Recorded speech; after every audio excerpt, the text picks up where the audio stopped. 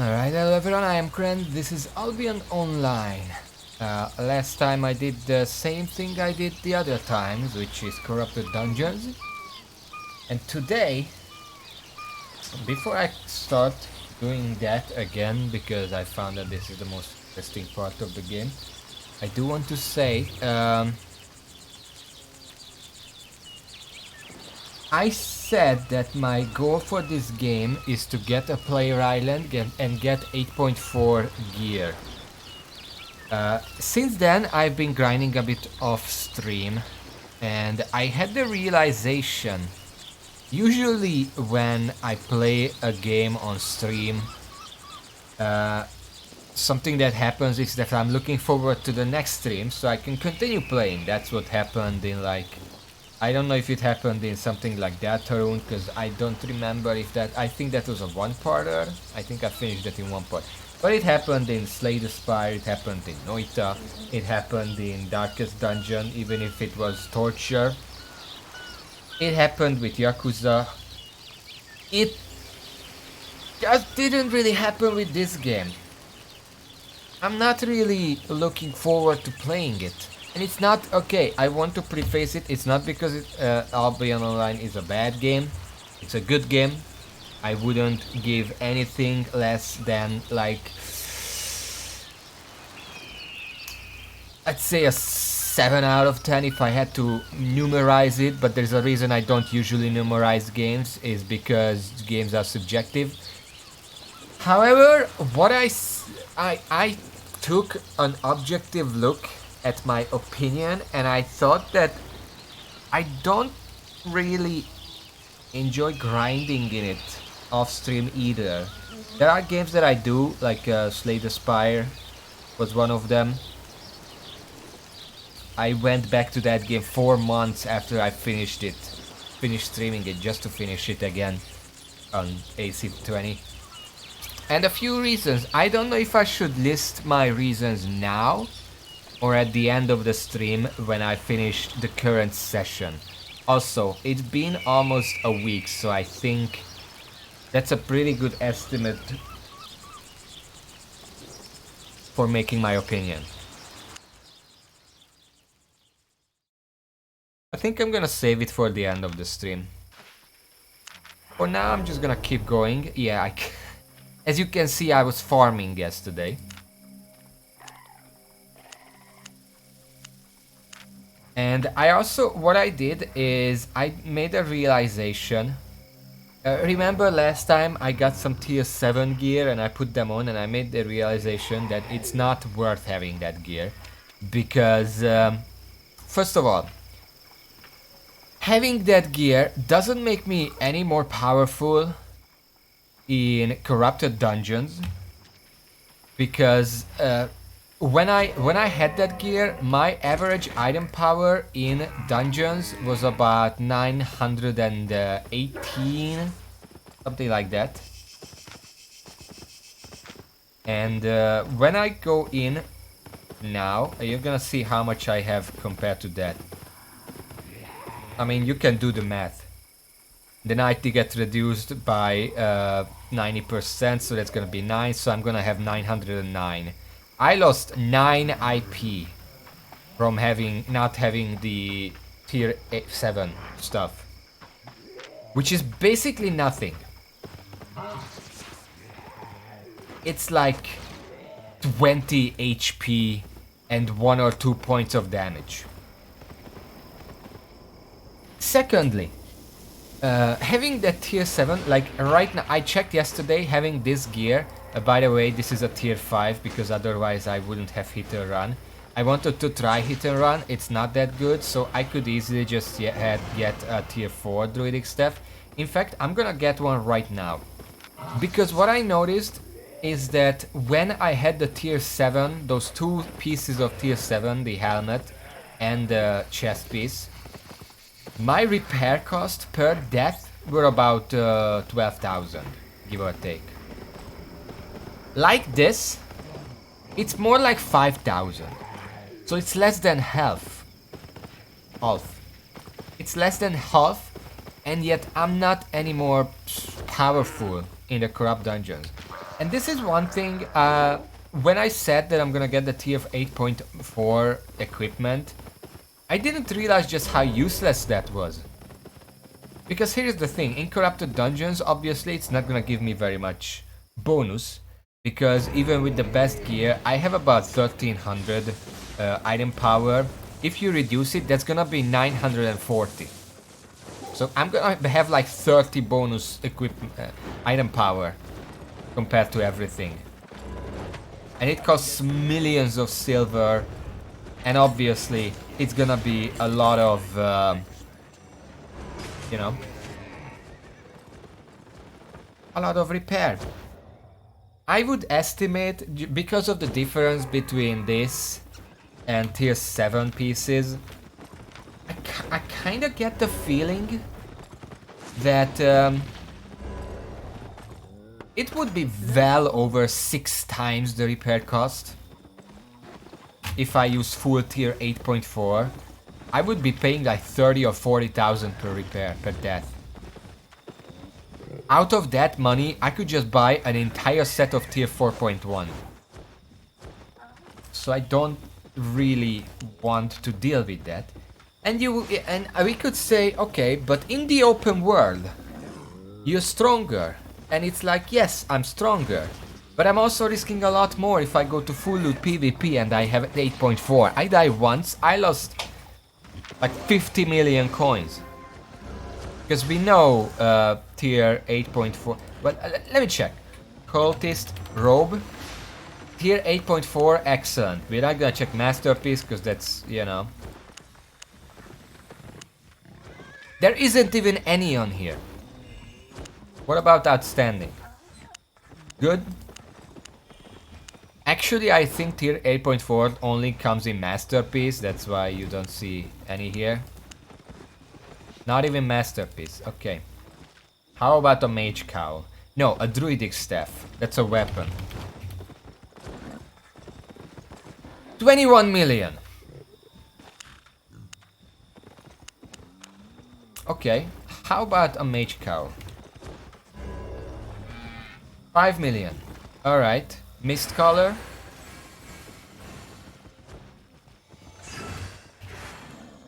$5 million also. What about the Thetford cape? 7.3 million. Add all of those up, you're gonna be paying well over 20-30 million for an entire set. And you just lose all that if you die.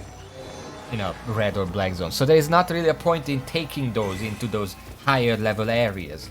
Because you're just gonna lose it all. Eventually, even if you win a bunch of fights, eventually you're gonna lose it anyway. And you're gonna be at a net negative. So it's not... I don't see the point of even having that armor. Aside from just being able to say that you have it.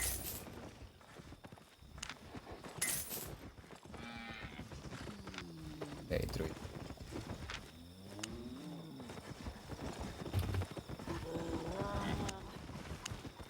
Usually what you're gonna do is you're gonna get a tier 4.1 excellent stuff. Look at that. It was 8.4 was 13 million.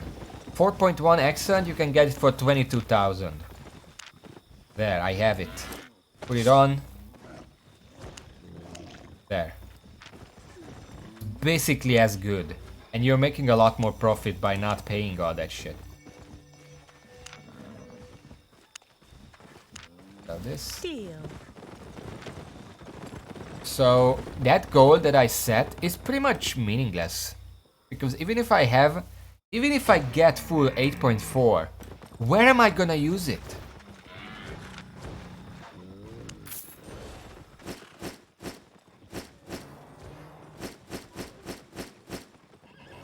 Okay, that's all of it. There we go. Okay, let's go.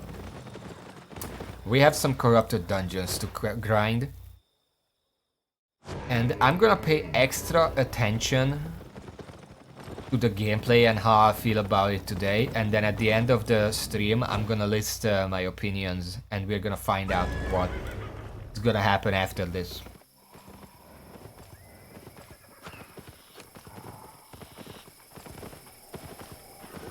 Of course, we have to go out and actually find an entrance first. So give me a moment on that. There should be one right here.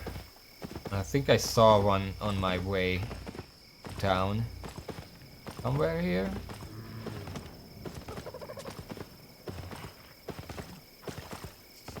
Oh. Grab the eggs. Might as well.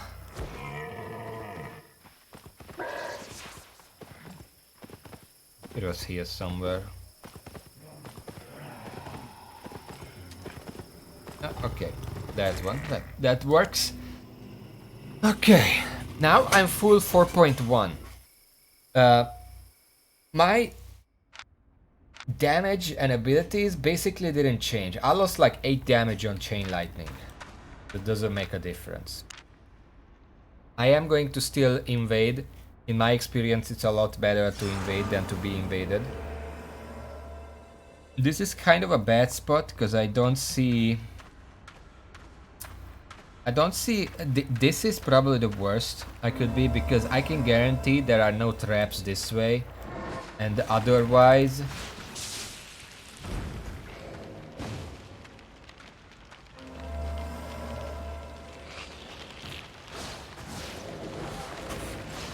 I need traps to kite. This place has no traps. Not this is the one area where I can actually make a circle, but it doesn't have any traps. So I can choose, and I would rather make a circle. It really depends. Against ranged, I don't really need traps, but against melee, the traps help a lot. So I guess I'm gonna make the circle and then we'll see.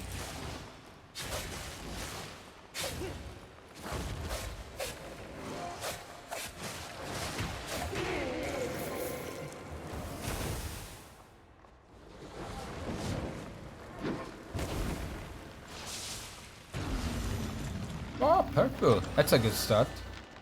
Not even a book place. A bookcase. Okay, let's finish this circle, and then I'm pretty sure there are these down there are 2 lava traps.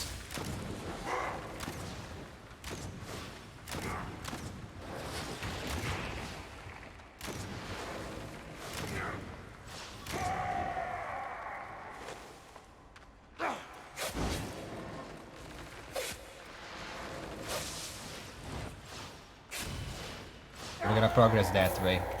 It's on the way to a mini boss anyway.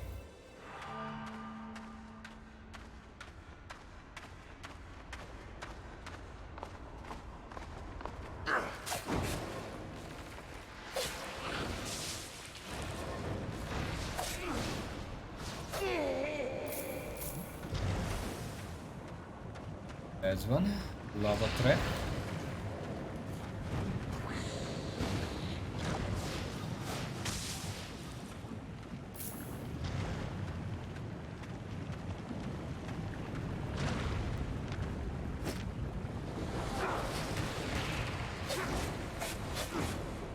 Because I'm the one. For some reason lately, I'm the one getting constantly invaded.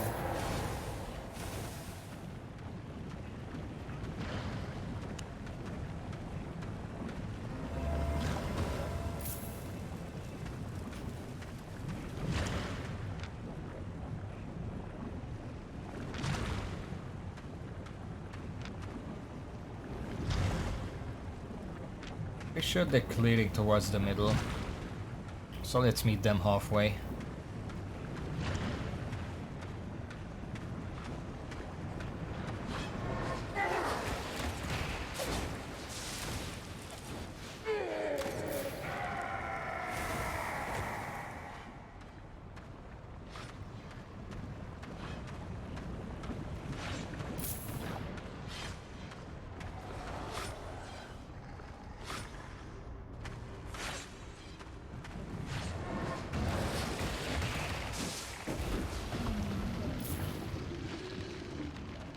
Looking around.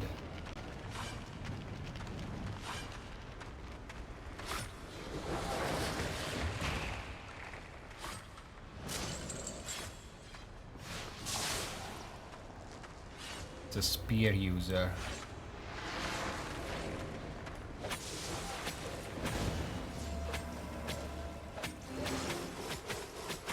I already fucked up.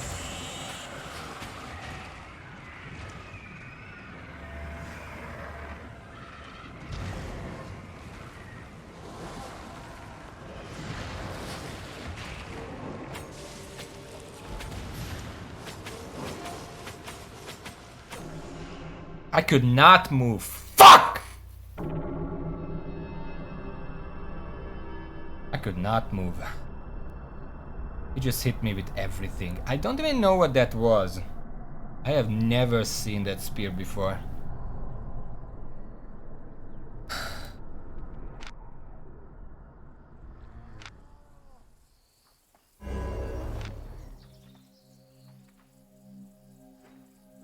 Maybe it was this, combined with the range. I have no fucking idea. The game doesn't let me learn that. Let's just chalk that up to 1. It's impossible to learn this game unless I spend 3 hours looking over everything and trying out everything in like several more days. Because maybe it was that weapon. Maybe it wasn't. Who the fuck knows? I don't have time to check that when we meet up. Because I'm in a fucking fight.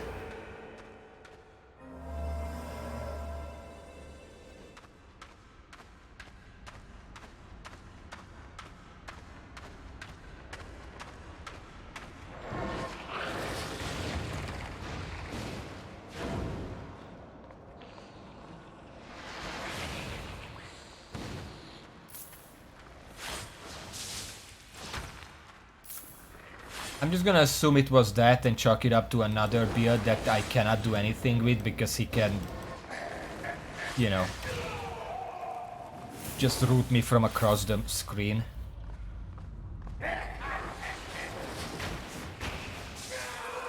I don't think he even can. It couldn't have been that because I'm pretty sure that has a static range. It doesn't increase with attack range, so I have no fucking idea what that even was. And I'll never know, I guess. Unless I run into it again and realize it and try to check quickly as I'm dying.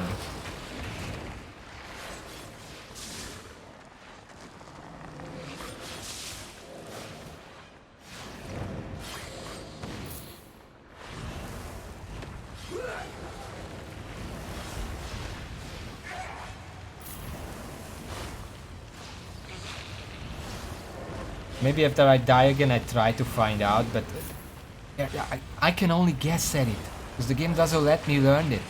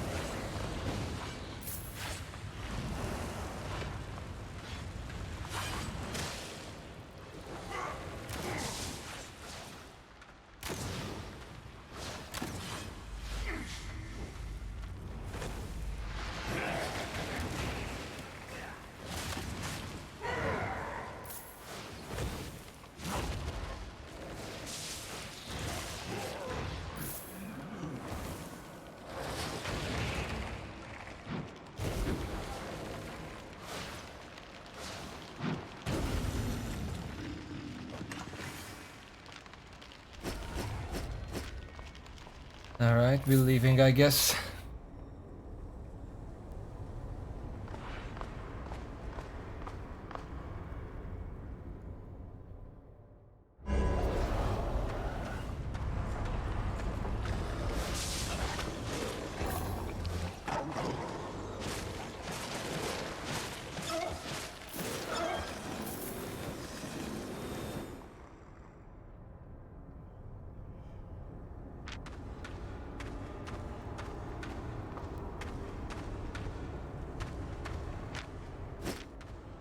don't know why sometimes I open these chests and the loot appears where the chest was. That makes sense, but sometimes it appears on top of me.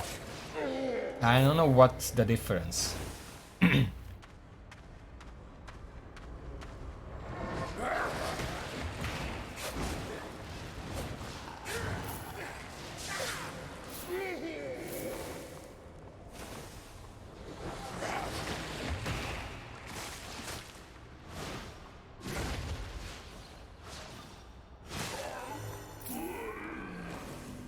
Fucking green book chest, okay.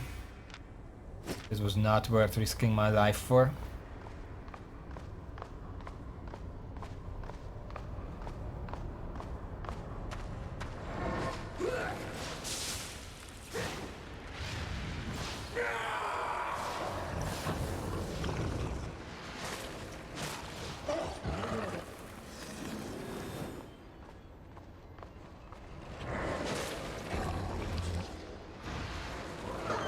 Creating a circle. No traps along the way, sadly.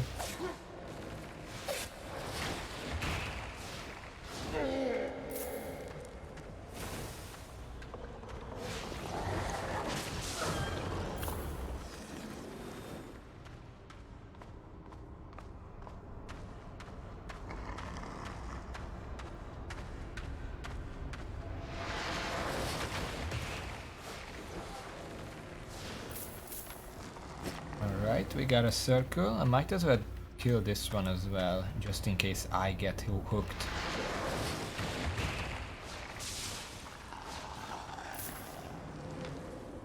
Okay, so turret here cleared. This was a mini boss, but then they stopped here and went back because there are less enemies there.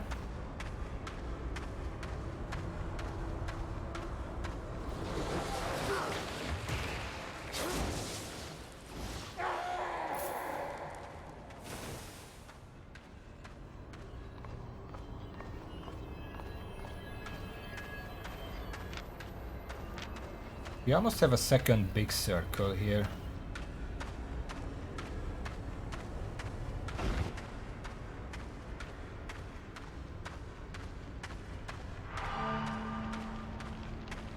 What was that sound?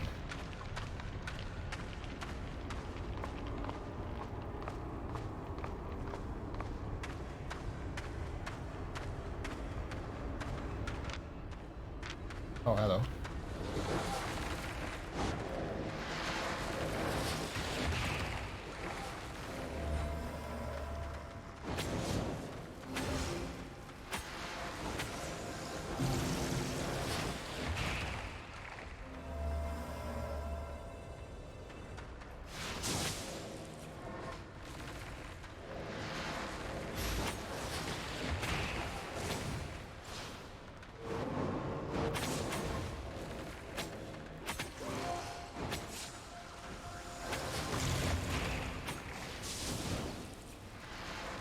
I don't know what this guy is doing.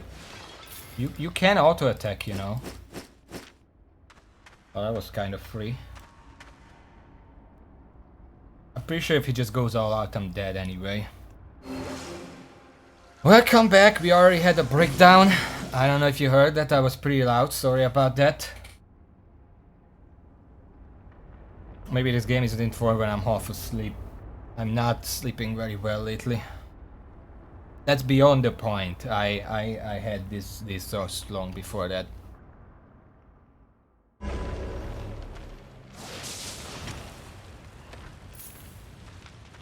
where are we? Going here and there. Okay.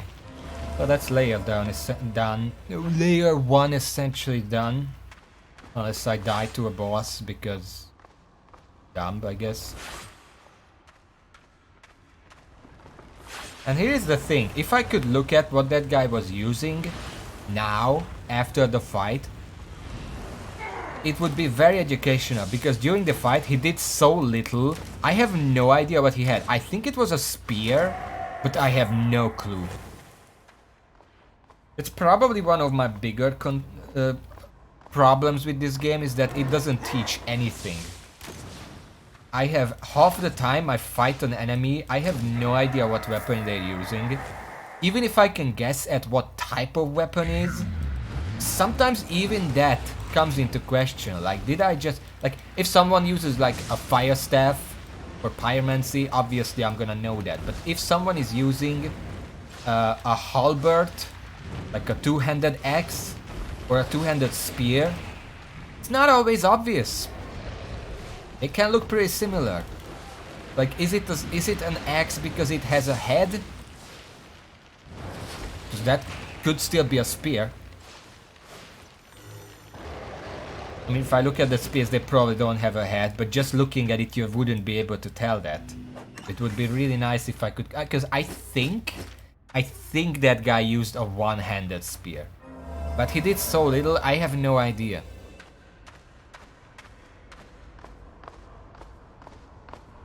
And yeah, if I say one-handed spear, I didn't see what they did, like, oh, which one was it? Because I didn't see what they actually did, like, some of the abilities are pretty modest when it comes to the spell effects. Even if they use the ability, I wouldn't be able to tell. I have no idea what they just did. Like that last guy I fought, he used the spear. And I'm pretty sure... Okay, let me just check, because I actually have no idea what they used. Because I thought they used this, but this doesn't get increased range. And it wasn't even doing that much damage. Like, he was stacking the Spirit Spear, I knew that. I think he was using Lunge. I have no idea. He was using Forest of Spears. I know that. Beyond that, I have no idea. They weren't using Fling. They weren't using Spear Throw. I'm pretty sure. Because it was a root, not a stun. They weren't using Corrupting Steel. They weren't using Spectre Trident. Because they have to leap for that. They were using none of these. Maybe it was just... No, but because the Harpoon pulls me towards them. So I have absolutely no idea what they were doing. Maybe it wasn't even a spear. I don't know. It looked like the spear. Who's to say it was a spear? It could have been an axe or a sword. Like a really long-nailed sword or something. Like this one. Or this one. They could have been using a claymore. Except they weren't, because I would be able to tell. Maybe it was one of these. Like, I mean, this could be a spear. If I saw someone carry it, I would not be able to tell if it's a spear or a what is it? Two-handed, an axe. They weren't using it, obviously. I know that much. Or heck. Could be using this. Not these are one-handed, but like, at a glance, this could be a spear. Obviously, it's a mace. If you look at it, it's a mace. It has a blunt head. But if I'm just seeing someone carry it... What is this? To me, that's a totem. That's a World of Warcraft Shaman totem. Not World, just Warcraft. Warcraft 3 Shaman totem. So, it could be anything. What's the difference between a hammer and a mace anyway? I'm just nitpicking right now, but you get my problem. The game doesn't... all I ask is to let me look at a player's equipment after I killed them. Or after they killed me. So I can actually learn what they were doing. I don't think that's a really big ask. And it would help a lot for early players to actually learn the game. Yeah, let's just rush through here, I don't care about these guys.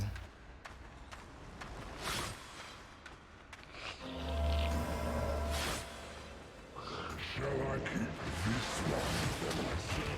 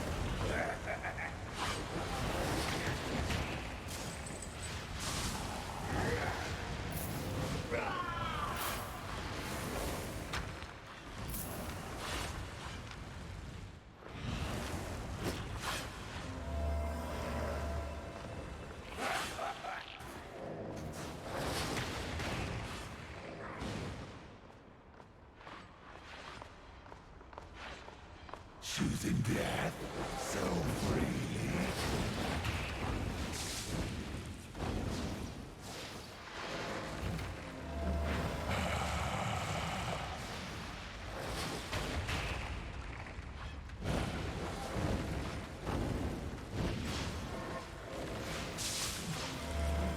Remarkable. You shall be my personal servant.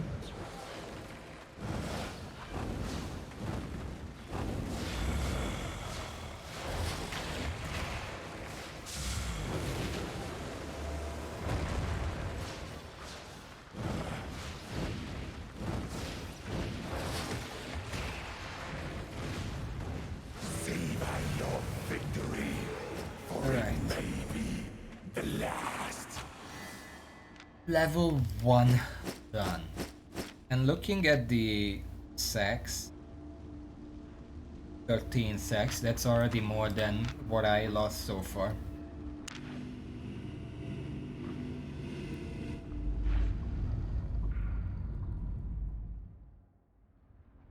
Here's the thing, if the chests in high level corrupt dungeons can provide more than like 30,000-40,000 per chest, just making it to one chest and then dying would be able to give you enough money to make up for losing the 4.1 set, because you could just use that money to buy another one. And if you happen to win a fight, you're obviously already making more money. So maybe there is something to that, but I'm pretty sure the higher levels are full of like extremely try-hard, meta, whatever people.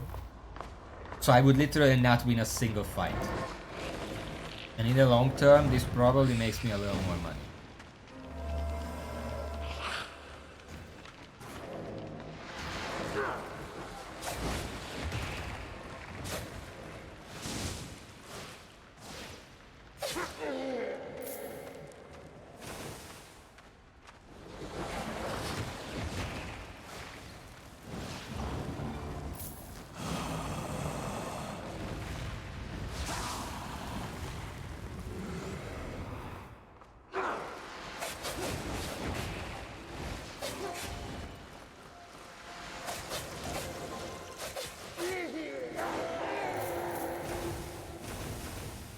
Another green book chest! Why do these even exist? They are worthless.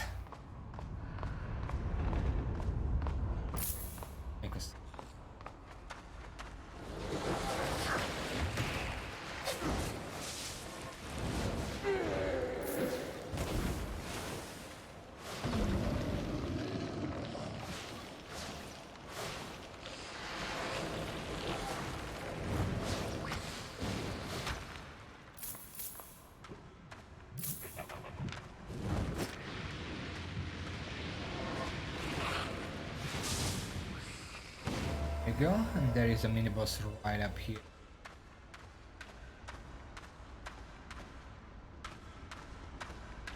Oh yeah, I forgot the music. Give me a second. I'm so sleepy, I don't even remember this stuff. I really need to do something about that.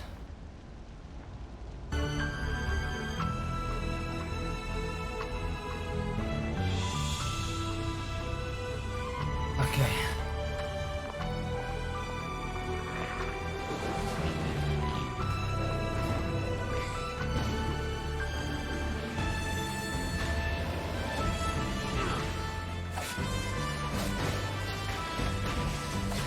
A little more enjoyable, I guess.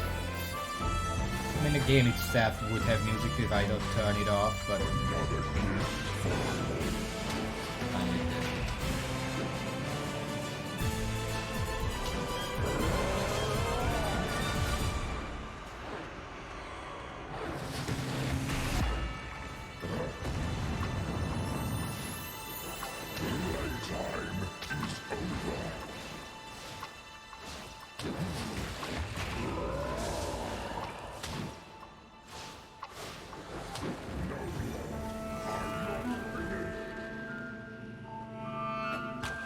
Hello, Webinar. The book chest. How are you today?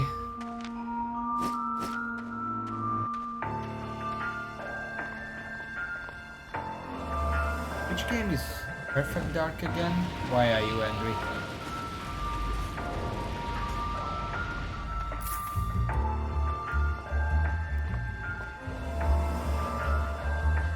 Oh.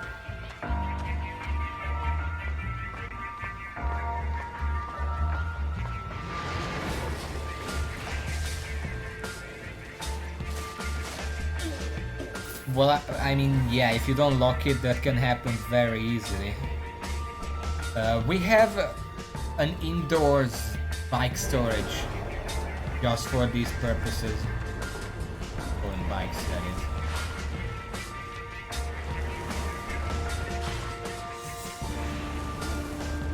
Probably is somewhere.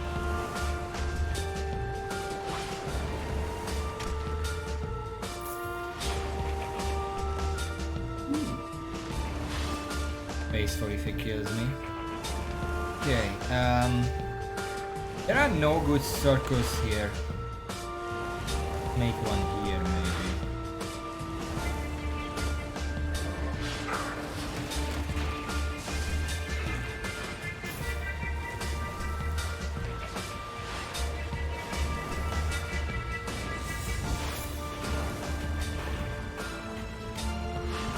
Oh yeah?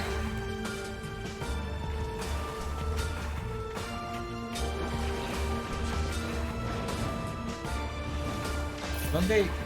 Oh, they're breaking crystals. Okay, I guess we're just gonna leave then.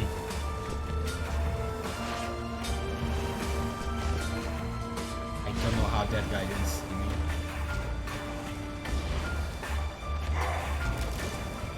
See if I can beat this boss before the third. No, they're about to break it. Not gonna be able to finish this. Yep. End of May this year. What are the notables? Sometimes I tune in when there is a game I'm interested in, but I don't necessarily watch the entire thing.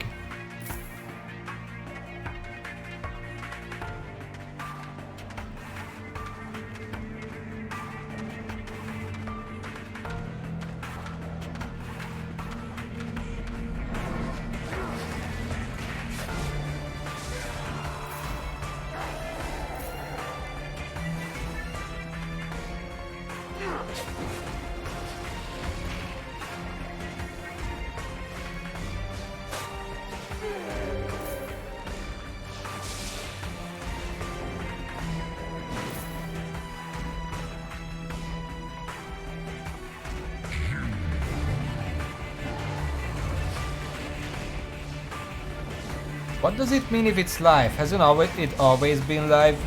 Like a live stream? Or do you mean it's only live, like there is no live audience? Which would make it not live, but yeah.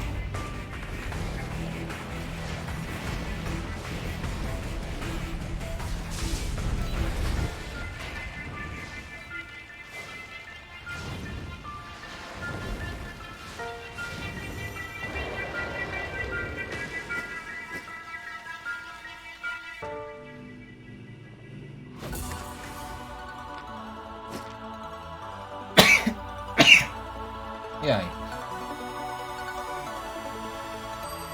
Darkest Dungeon, I won't be guiding most. There is a remaster of that. Boshi, Elden Ring, any percent glitchless. Yeah, I has to be glitchless, otherwise you can beat it in 2 minutes.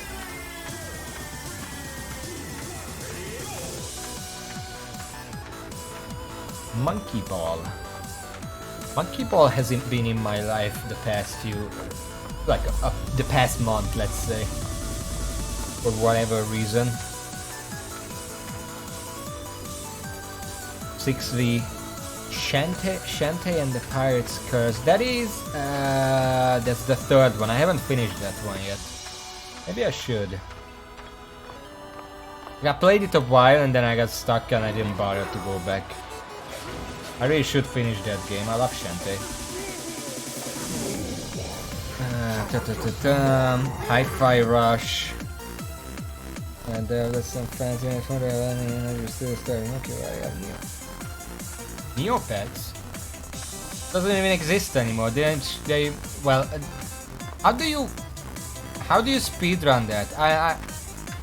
I thought they discontinued the mini games because Flash. Oh, PS2 game, different.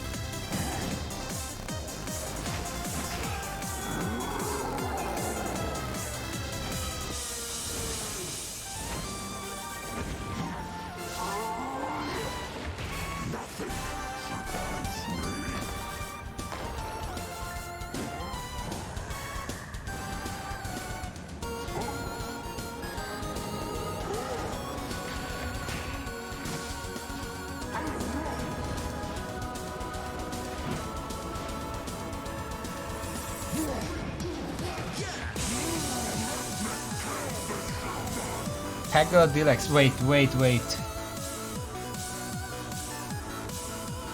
Haggle Dukes. Just a second. I'm checking something.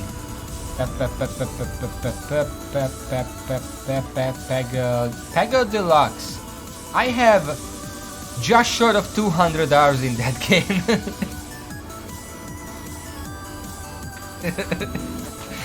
I would be curious about that. How do you speedrun Hearthstone? I don't know what Ring Fit Adventure is. Like, which part do you speedrun in Hearthstone? Because there are a lot of stuff in that. Patch of Adventures, I guess.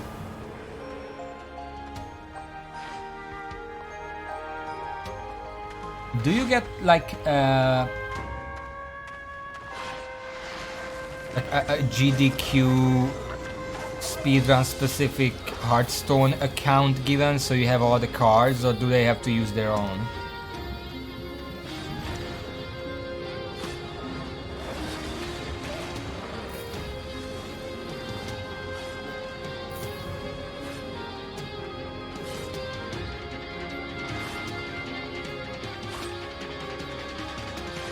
Kind of forgot what I was talking about.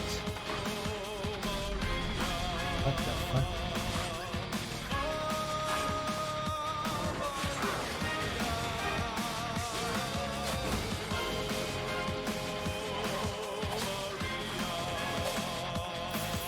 I heard about the Ratatouille game. That's the game where the water bouncing on water sounds like a spring.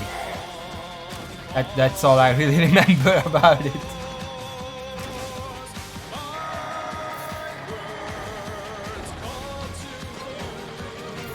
Is this the same game as with that other opera? Is this the game with the opera? So this sounds very similar to that remix.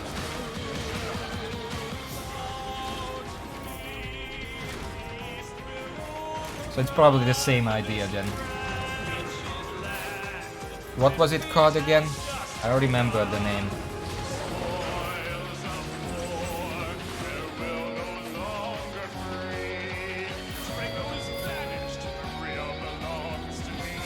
Try to remember the name of that song.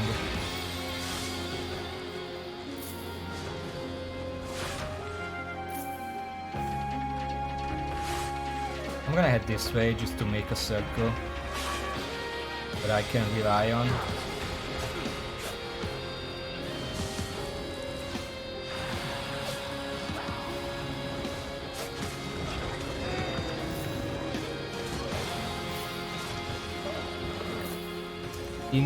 Impresario, is that the one? It's like 11 minutes long.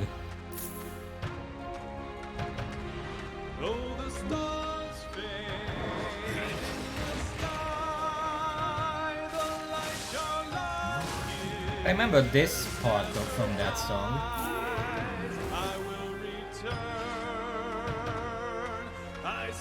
Yeah, it's a Bohemian Rhapsody homage, the remix that I heard.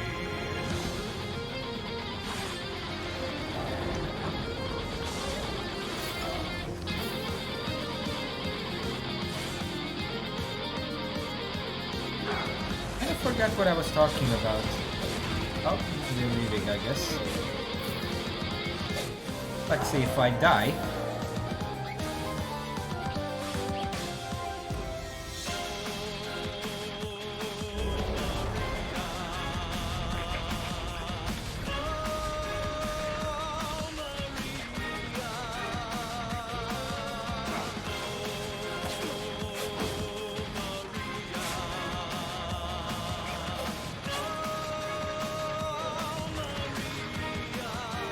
They cleared here.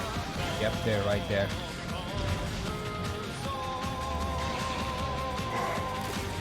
They broke a crystal, so I'm just gonna bum rush this chest over here.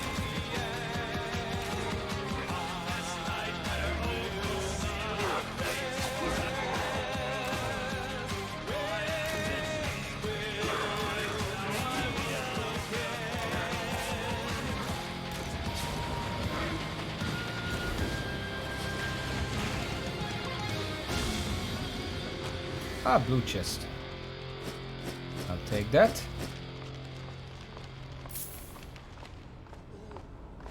Now what? He did break one crystal. I think he's fighting the boss maybe, or he's just going to these crystals.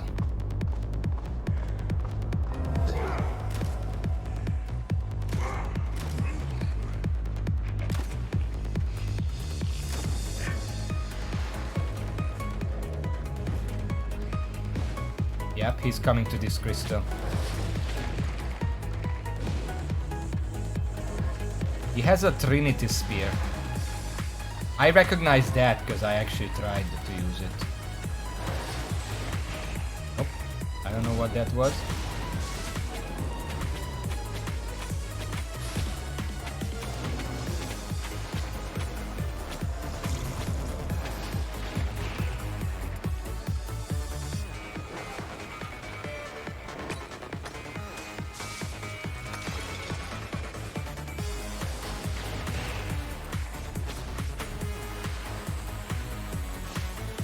Ran into the wall, that was your big mistake. Thank you. Sorry, I'm trying to keep up. Pokemon Colosseum, Kaizo Monkey Ball, that sounds fun. Celeste Tess. Those are always fun, but I already saw a few of them.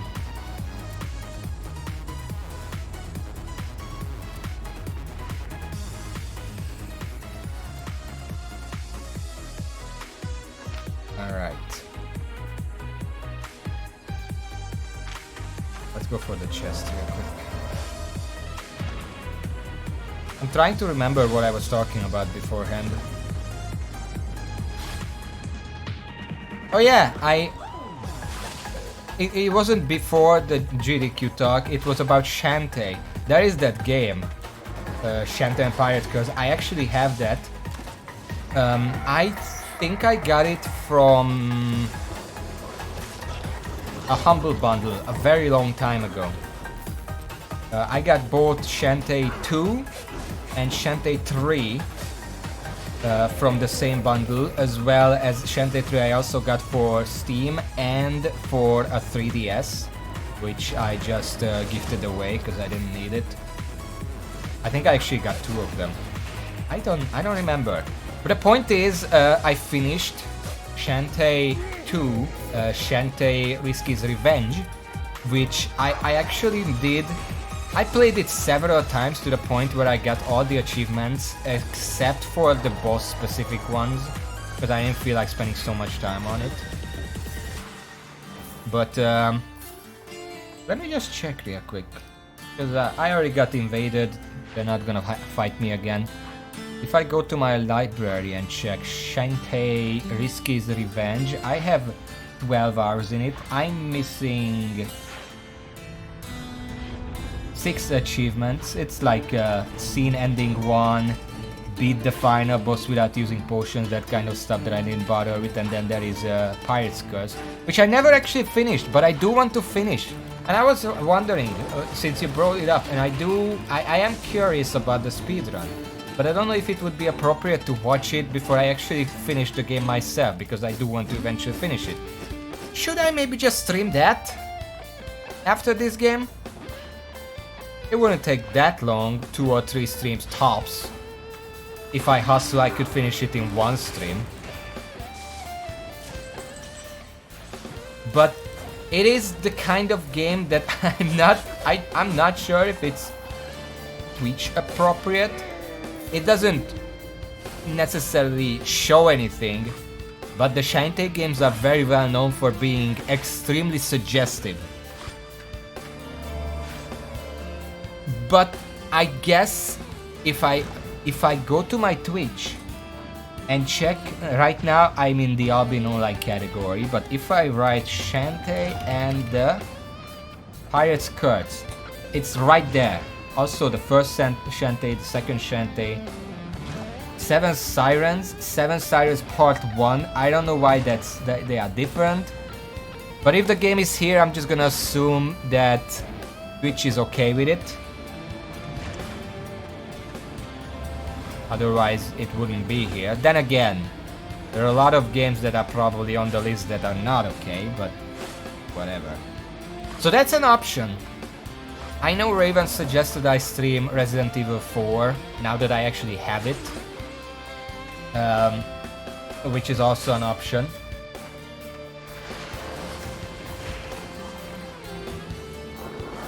I guess I'm just gonna ask people.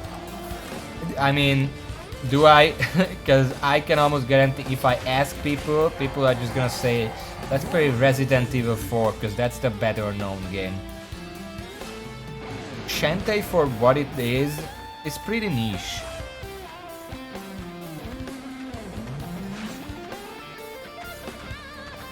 Yeah, I mean, it's considered a great game, but it's also not the type of game I would typically play. Like, at all. Like, the closest game that I probably played to it is... I'm trying to think. Third-person shooter adventure zombie game.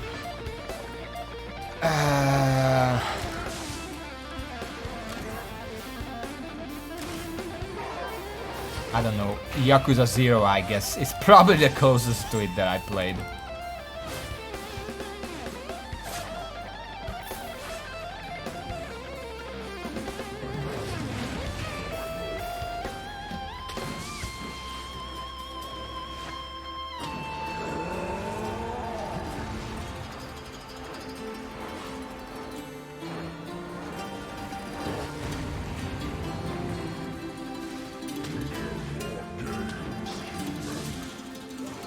Well, I mean, obviously.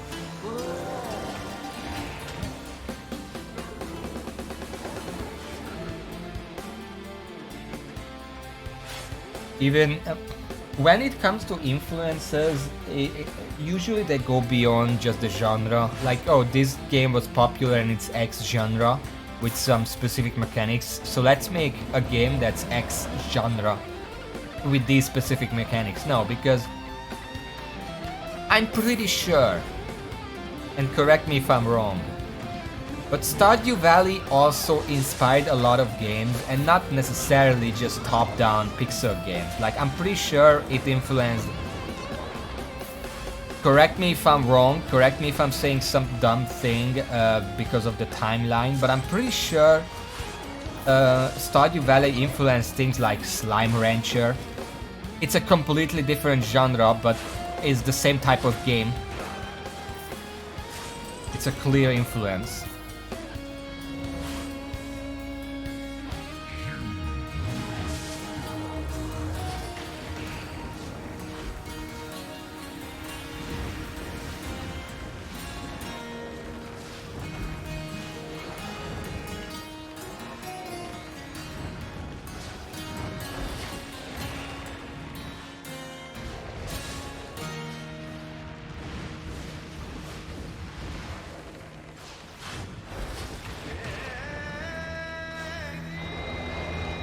Oh, speaking of which.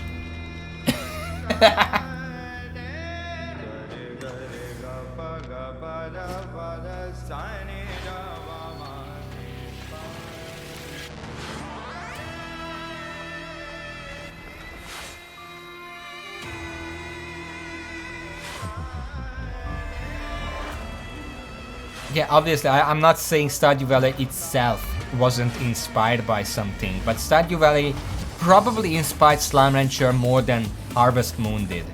Because Harvest Moon itself was a pretty niche game that I'm pretty sure loyal fans love, but otherwise not that many people know about. Stardew Valley popularized the idea of this kind of farming simulator being a game, and no, farming simulator does not count.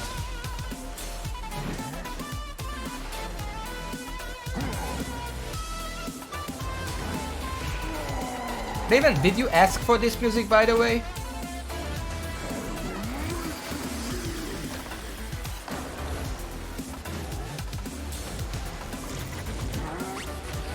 So it's just coincidence, okay.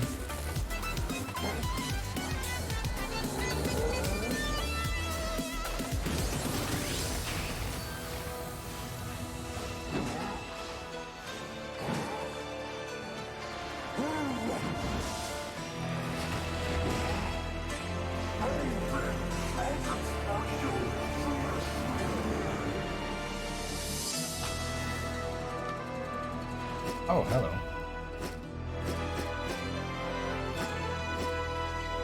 Expert fire staff.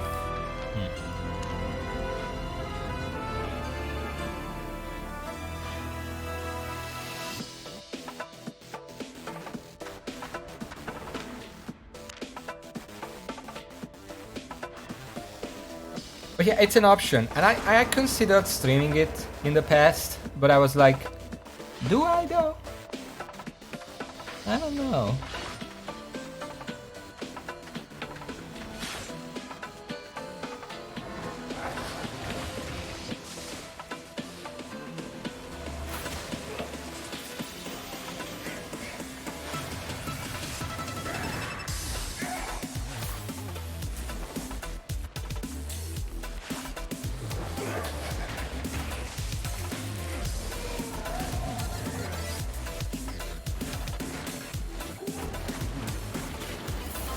There's gonna be a puddle of lava here, goddamn if I'm not using it.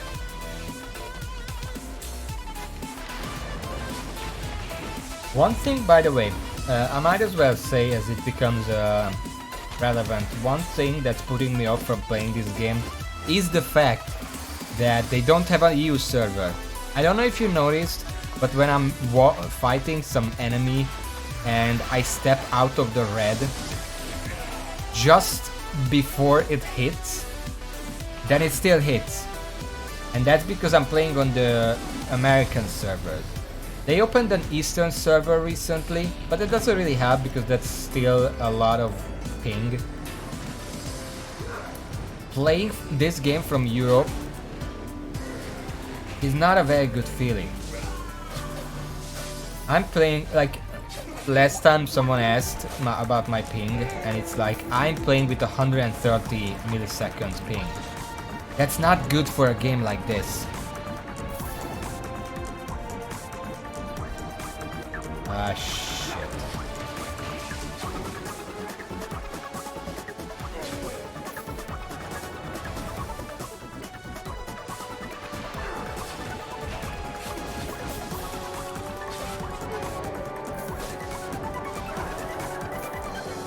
Gain 10 million fame from killing mobs. Oh, okay.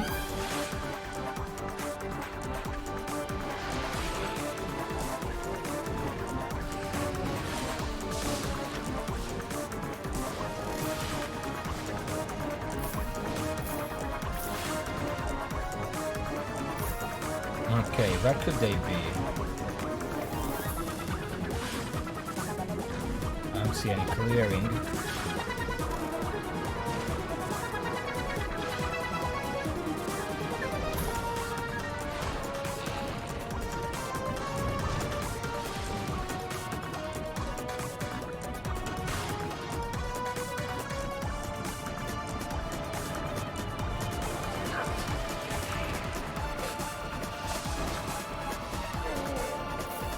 Sort of trying to make a big circle here.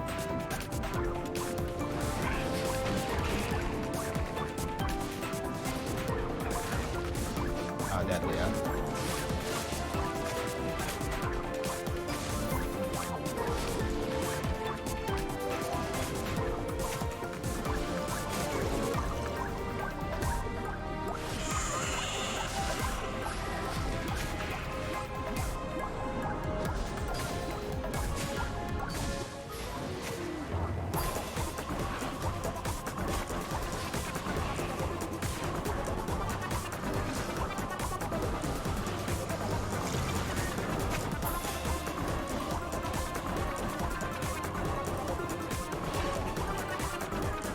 I'm dead.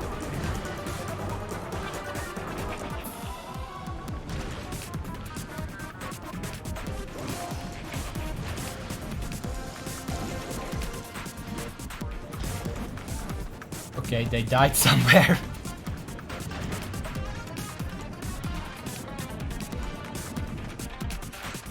Oh, that's where they died. They got caught by the hook.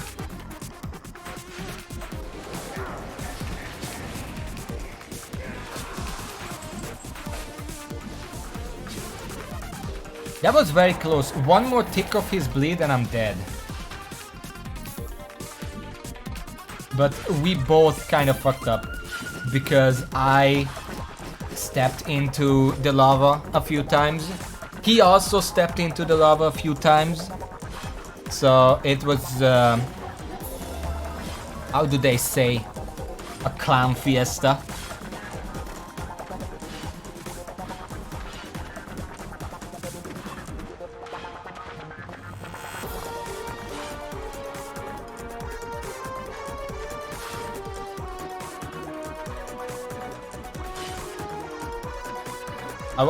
I wasn't listening, but hope this music was going on during that, because that would elevate the experience so much more.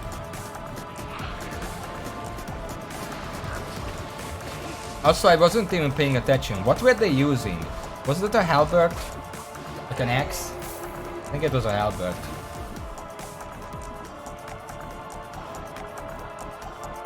Because again, what I saw is that they jumped. That's all I can really tell about the weapon that they were using.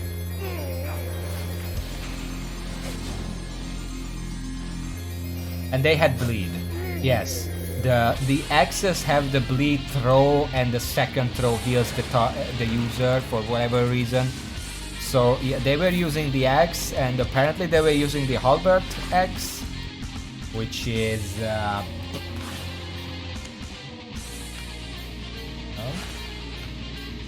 like, okay.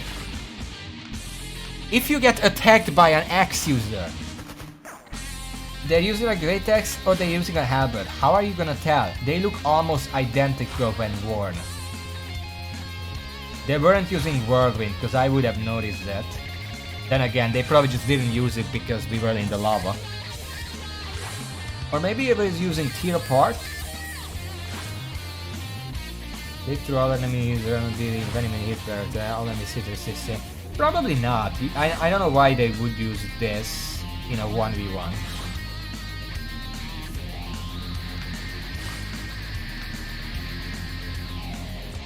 I don't know.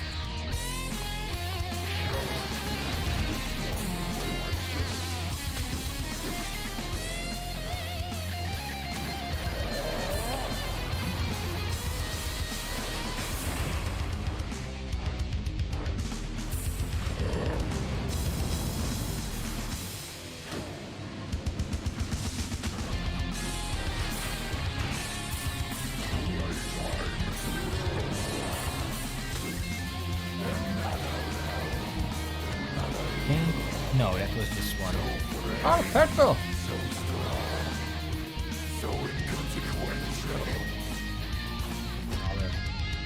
I guess that's fine. There's one more mini boss than a main boss. So, okay. I didn't put up the win and losses, whatever, because not really feeling up to it today. But we are at 2 wins, 1 loss, and 1 threat, I guess.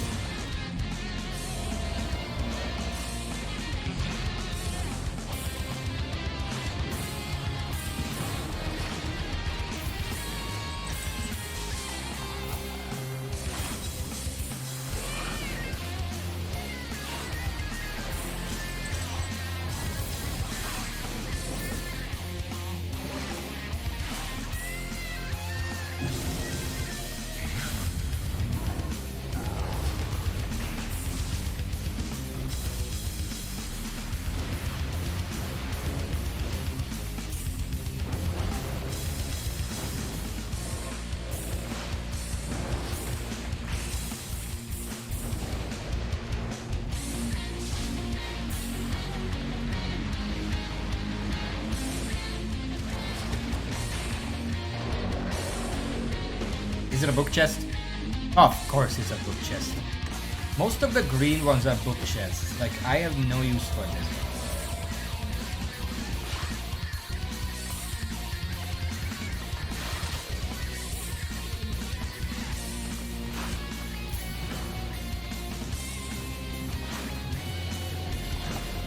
I was just pondering, the last guy I fought died to a hookman, but they didn't have to run that far. I think they got really scared about me, but I wasn't chasing them, and they still ran way further than they needed to get away from me, which is hilarious.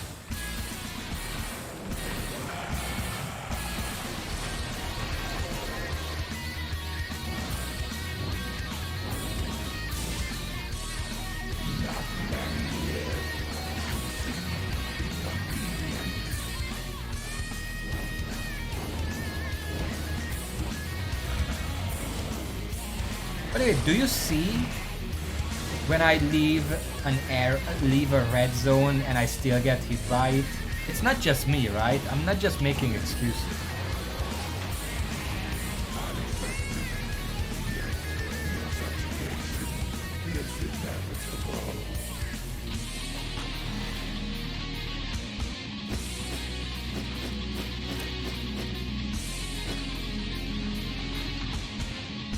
We can do one or two more. I'm not just making excuses, like, especially at that boss. It feels like it should be possible to, like, stutter step his artillery or whatever you call it. And the first two attacks actually work, but the third one is a bit slower. And it seems like even if I do that attack, I can still kind of step out. But then I get hit every single time.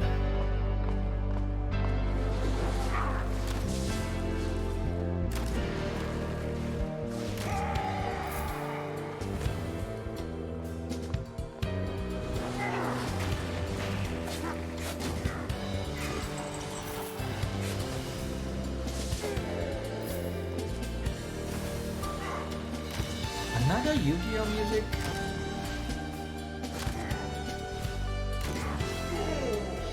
I think it's the same one actually. After this next player, I'm gonna look into it. Like, it should be pretty easy to Google the reason why there is no EU server.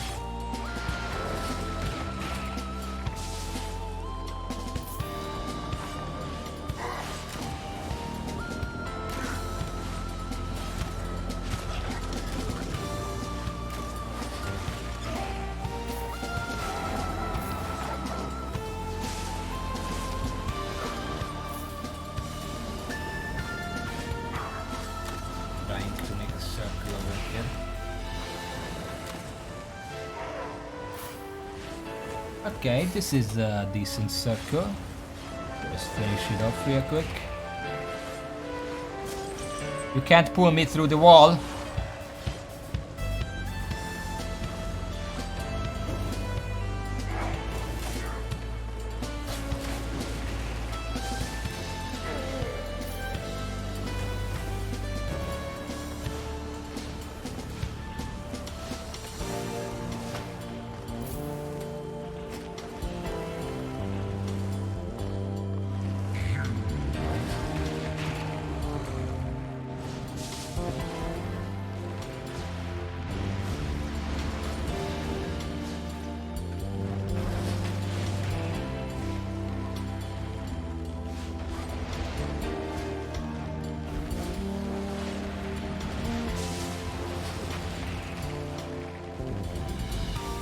I have to pre-move to actually avoid this. If I start moving when the red circle begins to appear, it's kind of too late to dodge it already.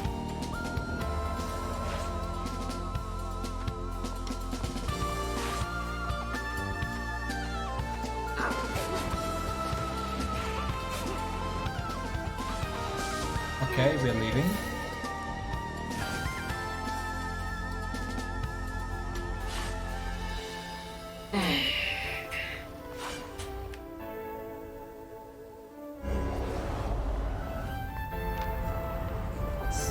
They cleared quite a bit. They went all the way here. I am here. No, they went all the way here. But they should be going for the chest now.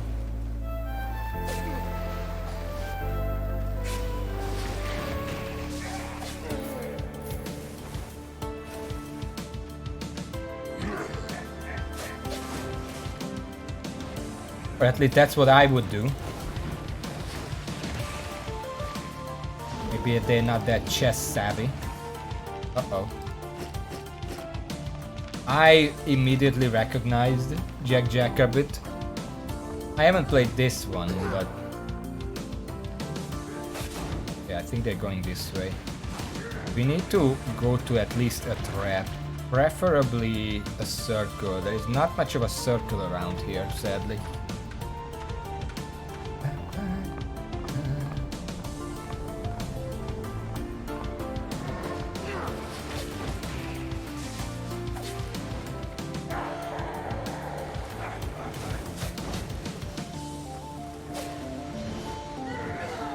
There is a trap here.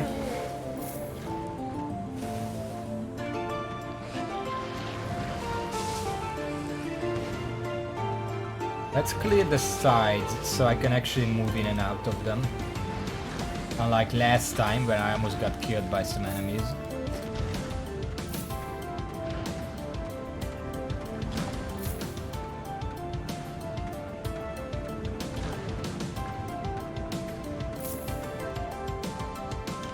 No, they're still there.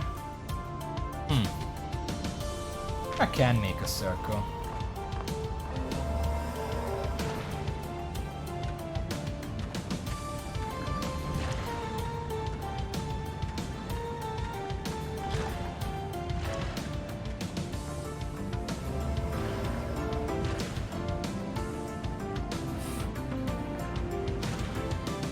I don't want to be seen because then there's not gonna be a surprise.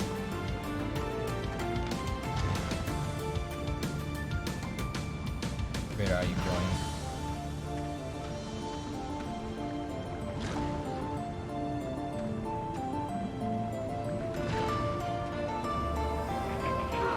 This way. God damn it.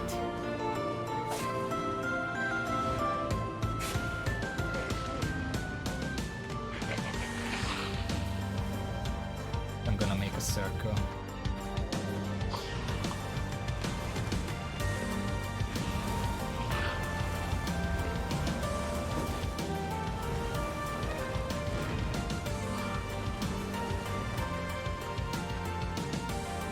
They want me to go there, by the way. They've been on the map for at least the past minute.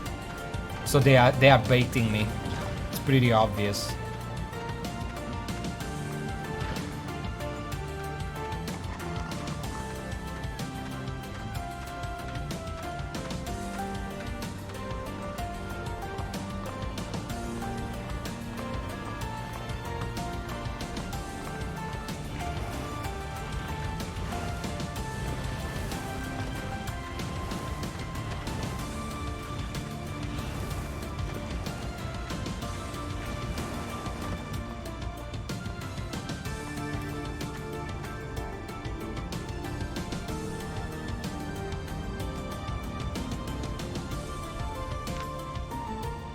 Another X user.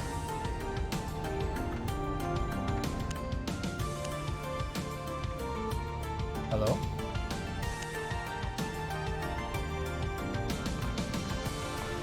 You're not gonna attack me, are you?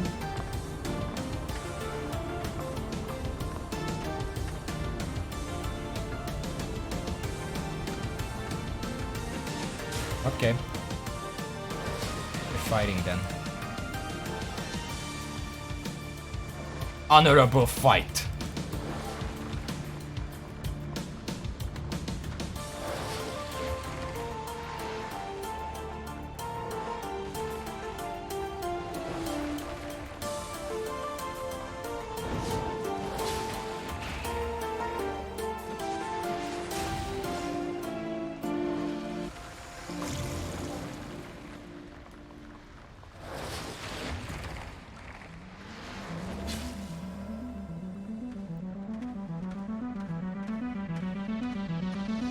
honorable as this can be.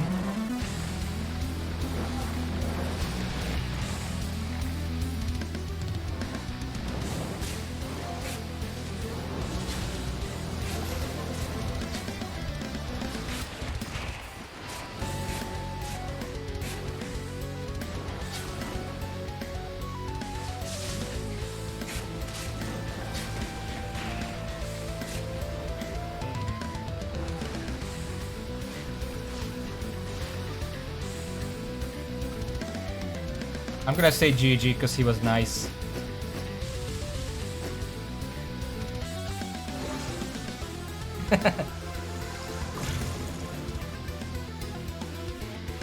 That was interesting.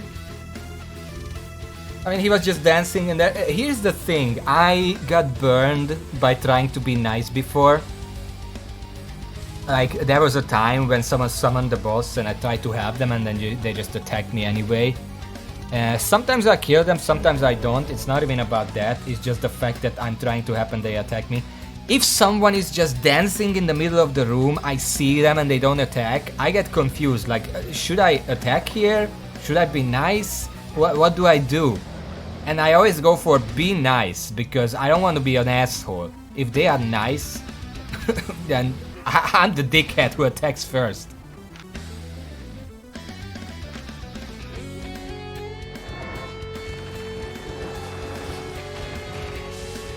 And he was nice. I mean, he said hi. Maybe I should get used to that. Like, if I see someone and I'm not sure if I want to attack first, I should say hi. See how they react. Imagine someone invades your corrupt dungeon and they like find you, walk up to you and say like, hi, do you wanna fight? And it's like, do you? Why the fuck are you here if you don't? I mean, he was clearly honorable, so I didn't want to be like, he said go fight and threw the first axe. And I'm like, okay, he warned me, he attacks, here's where the fight starts. And it was nice. We both gave it our all. This time I came out on top, but obviously that's not always what's gonna happen. Go fight. Yeah, let's spread the word of go fight. It's gonna be a new religion. If you want to be an honorable 1v1 corrupted dungeon, you have to do this. You have to walk up to the person, you have to say hi, and then say go fight. And that's when you can start engaging. These are the only rules of the religion. You have to... you become a combatant of higher standard if you follow these tenets. A warrior of higher quality. If you will, you become an honorable knight like in the medieval ages. We could make a religion out of this. Like a wise man once said.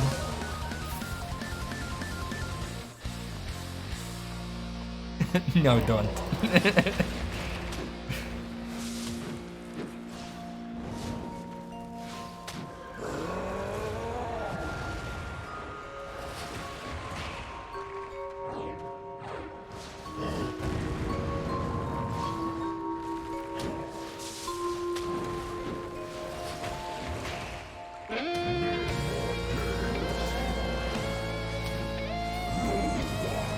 There was something else I wanted to say, but I forgot.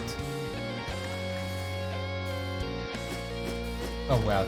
Anyway, I should look up Albion online EU server.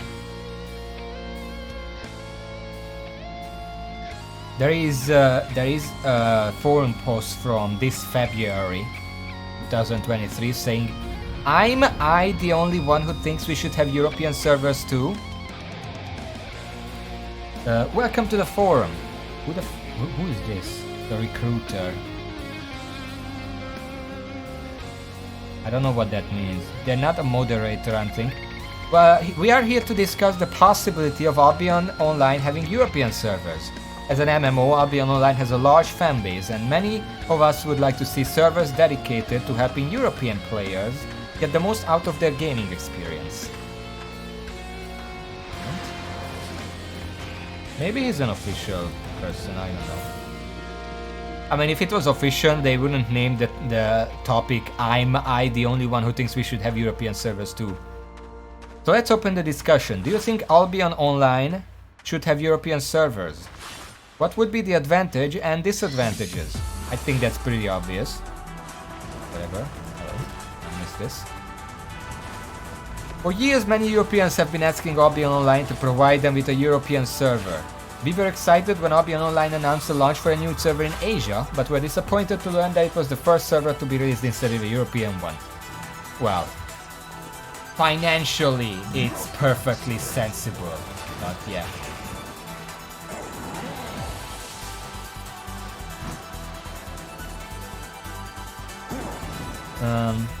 It's understandable a company would want to expand its player base in Asia, but it's still a huge letdown for European players who have been asking for a server closer to home. That should not be hitting me, I was out of that.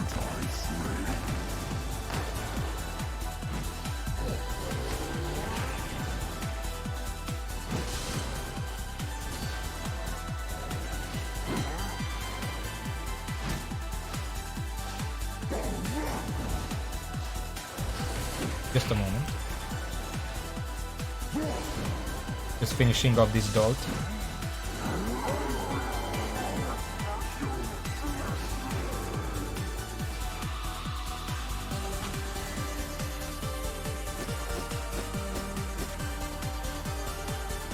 We understand the need to spread the game to new regions. We hope that Albion Online will consider the demands of its European players and release a European server soon. I do believe that having a European server separately from an NA server in Albion Online allows for better ping times for European players, which can lead to a smoother and more enjoyable gaming experience.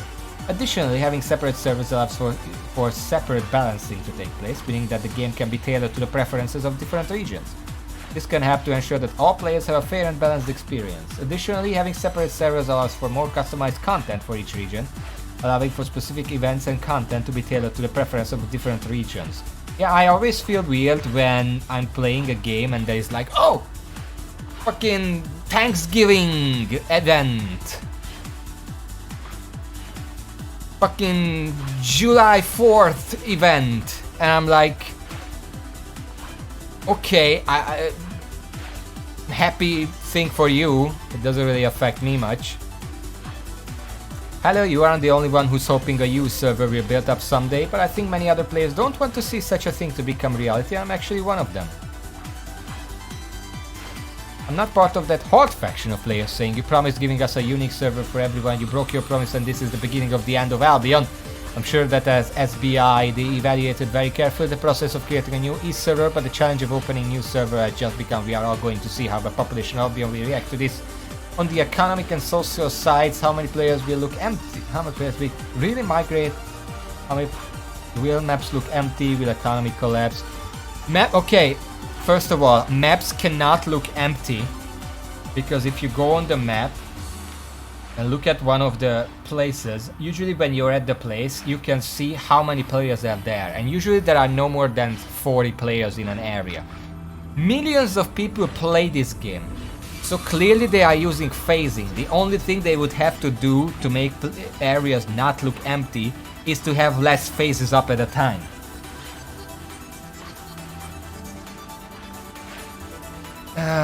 This circuit, the reputation market combat will have pings from Asia and Oceania, European pings to serve a perfectly playable, further splitting flavors would be detrimental IEMO. I'd be surprised that they need to have separate code to patch it for each server. Far East have 2 servers that patch the same.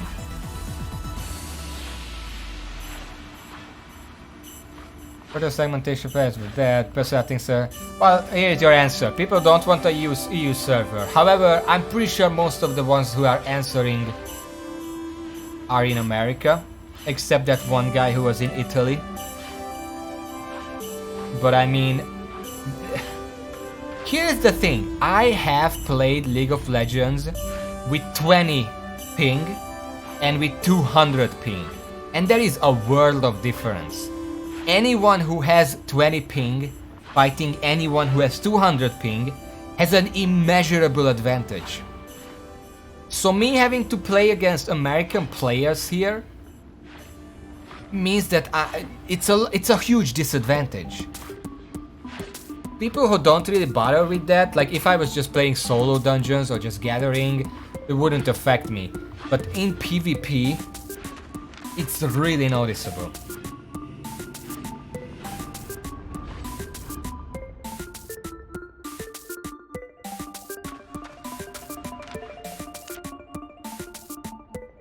Okay, where can I make a circle here? I guess up here. I don't think there are traps here though. That'll be a problem.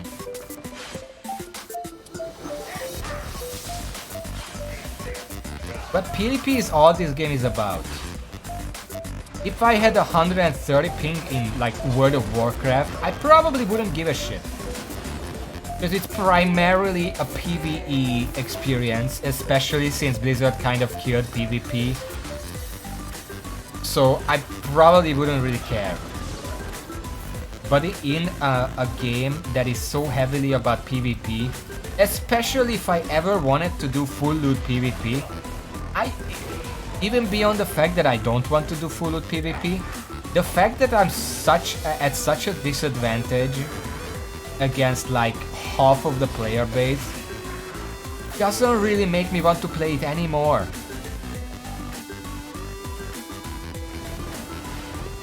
We're gonna have a lot of these launcher traps, which is not ideal, but I guess it's all we have here.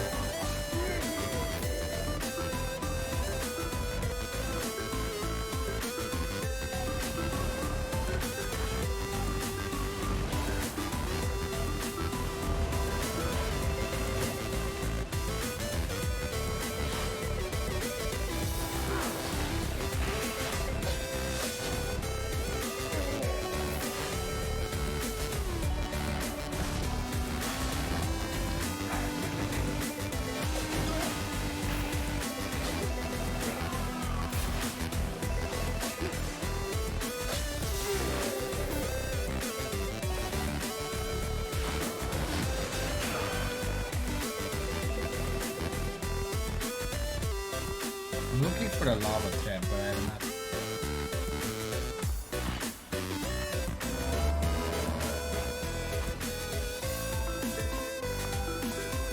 Oh, different topic. Yesterday I was browsing YouTube and I found, I thought both of you, but I found this kind of weird thing. Everyone knows the Lofi Girl channel. A lot of people use it to relax, listen to some cool music. I knew about it. I personally don't really listen to it, but I know the influence and I know that it's good. Sometimes I listen to it a little. I just don't seek it out specifically. I did not know that there is a big lore element to it. Like in retrospect, it's not that big of a lore element. But they set up like this semi-weird thing that kind of masqueraded as like maybe an AARG, maybe like a creepy side story kind of deal or whatever. It turns out it's not that. I'm gonna get seen here.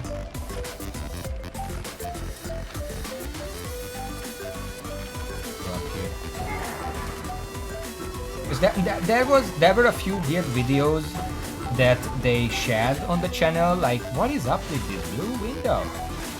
And then they put up a countdown with a calendar pointing to yesterday.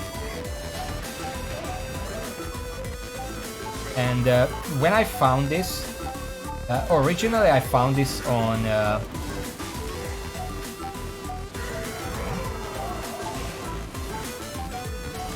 originally I found it on Twitter. People wondering, hey, what's up with this? And I'm like, hey. When I found the channel and the live stream at the time, there were only 2 hours left. So I'm like, I might as well wait it out. see what this is about. And I waited it out, and it turns out it was it was the introduction of a second live stream. You had Lofi Girl, now you have Synthwave Boy, and now they have two channels with different music for different purposes, quote unquote. And yeah, that's cool, but the build-up was so weird. Like this is the channel that people listen to when they want to study or relax, right? What's with the lore? What's with the creepy lore?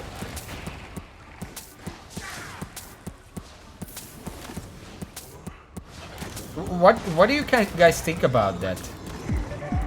Like when some kind of benign series or media or whatever creates like a sort of mystery, either to introduce something or as just part of the story. Can you fucking die, please? What do you guys think about that? Is it interesting and people should do it more, or is it like trying too hard or something? I'm trying to clear a circle, by the way, that's what I'm doing here.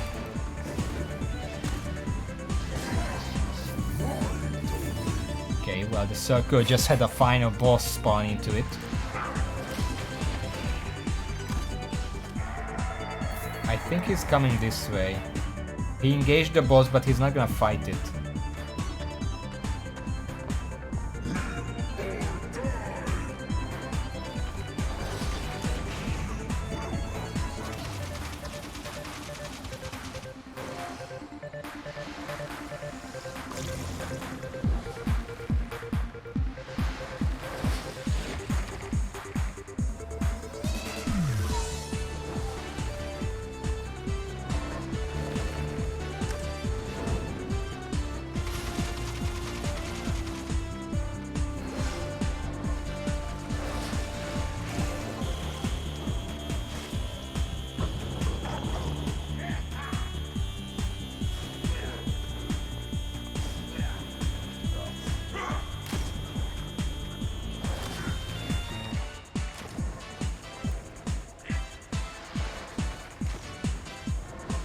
Being attacked.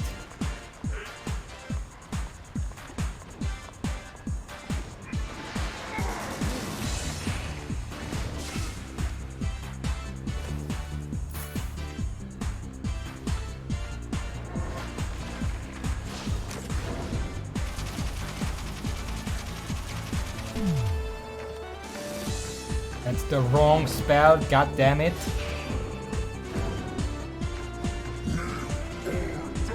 He's just fucking silencing me every 5 seconds. Fuck you, game.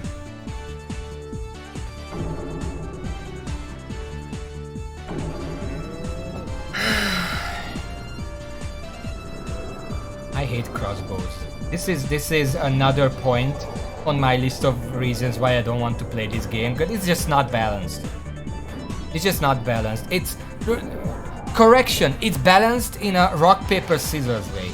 I beat some enemies pretty much guaranteed. I can beat all of the pyromancers, I can beat all of the frost mages, I can beat pretty much all of the, like most of the melee classes, like broadsword with a ranged CC, and some spears are dangerous, but the axes are not that bad, the daggers are not that bad.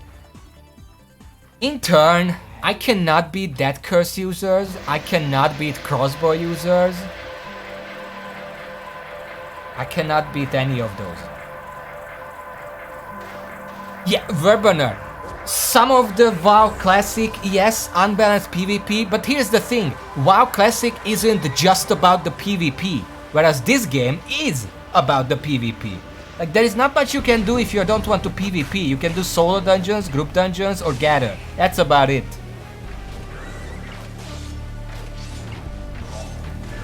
In WoW, even Classic, but especially Retail, PvP is basically an afterthought. Most of the imbalance in classes generally comes down to like PvE, like, oh, the other person is dealing more DPS to the boss than I do. They are imbalanced, they're overpowered or whatever. But PvP, obviously the game has PvP, and some of it is also pretty good, but it's not all the game is. Albion Online is literally a PvP MMO. Which makes it not okay that there is a weapon that can just lock onto a fleeing enemy. You cannot break. Once they start channeling, you cannot do anything about it. You cannot outrange it. You cannot line of sight it. You saw that I specifically ran behind a wall and it did fuck all. And they just take 70% of my HP with that one spell. And I could use that, but then I'm not gonna be dagger users. And probably axe users or spear users, because they're not gonna run, they're just gonna out DPS me on the spot. So just not in any way balanced beyond hope that you fight an enemy that you counter.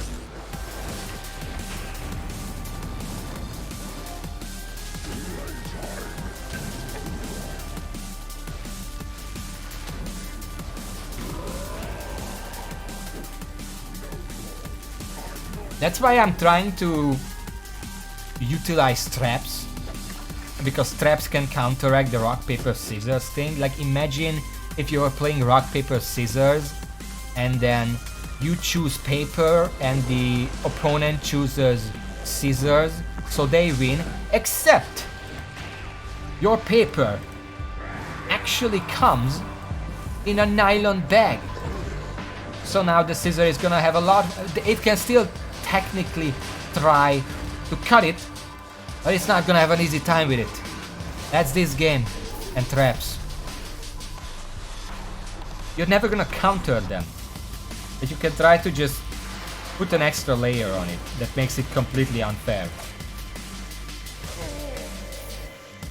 Well, I mean, remember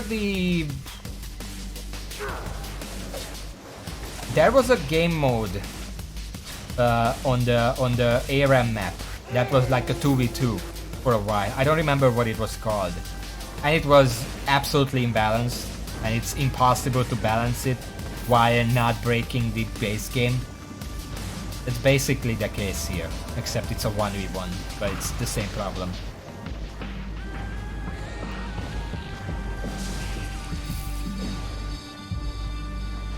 But like, even in arena PvP, I don't know how you balance that ability specifically. Like, I can just lock onto the healer from 2 screens away and just harass them, and eventually they're gonna die.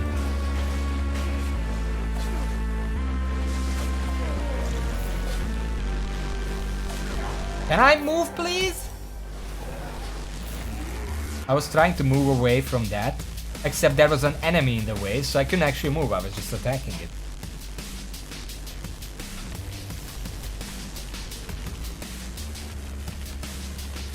So I'm kind of partial for the standard MMO control scheme, where you just have 1, 0 to 9, and you just use those to cast spells instead of this W, Q, B, F, and then A just leaves the dungeon and stuff. Okay, they cleared this. They are probably heading here or here, but they do have a circle. Ah, shit. So let's head to the circle first, because that's probably the safest option for me.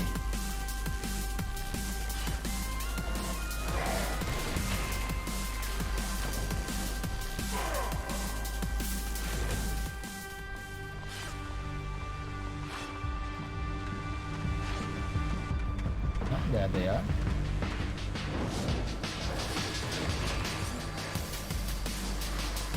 It's a dagger user.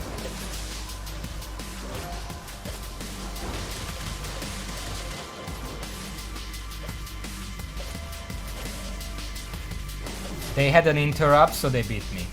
Basically all there is to that. Also, they had some attack that just instantly destroyed me. I don't know what that was. I think it was a death giver thing.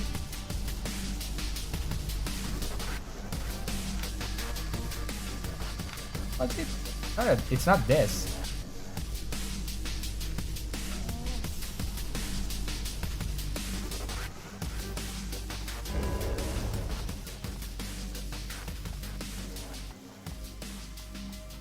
It wasn't that. Was it this? Nope. Was it this? Nope. The blade burning strings and cool entirely of the computer custom. Nope. What the fuck was it? It wasn't a dash. Was it this? It wasn't this. I have no fucking idea what that was. Okay. I thought it was a dagger. Maybe it wasn't even a dagger. I have no clue. They just slashed it at me like four or five times really quickly. They healed to full and I was at 20% health, so... I guess I just lose.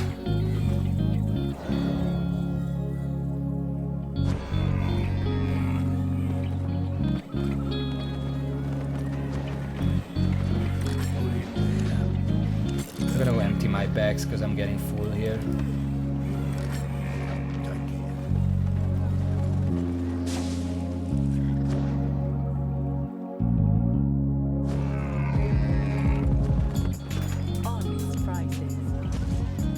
I wouldn't much mind dying to this stuff if I could actually check what even— Fuck off! Fucking premium piece of shit. I'm gonna talk about you at the end of the stream extensively. Don't worry about that.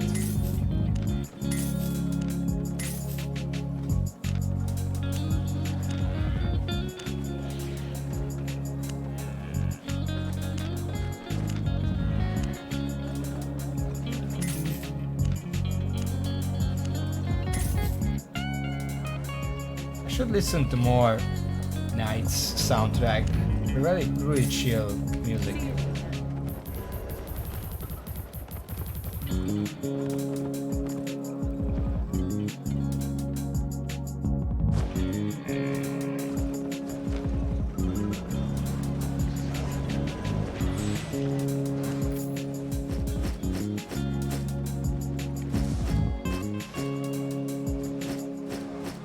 Oh, I didn't sell that.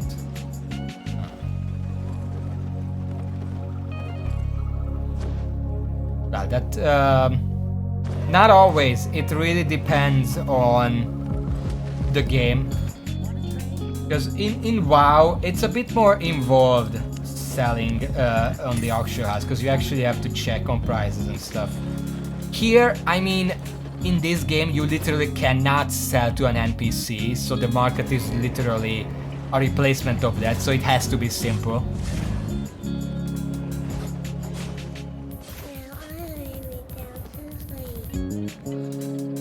You know, I appreciate not having to stand in town for 2 hours trying to sell my wares manually, so I don't mind that the auction house is here. And if you say, well, I don't know how other games handle it, but you mentioned these market stalls that you can set up. If I have to be present to actually sell it, then I don't want to do that. And if I don't have to be present, then how is it different from an auction house? I just put in the items and then maybe they sell, maybe they don't. The same thing.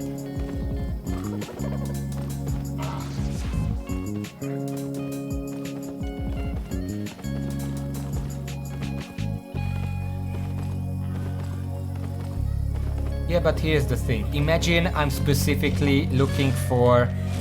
I hate these fucking lions. Fuck off. Imagine I'm specifically looking for a tier 4.1 adept cultist robe. And I have 200 market stalls there. How am I gonna reliably find what I'm looking for?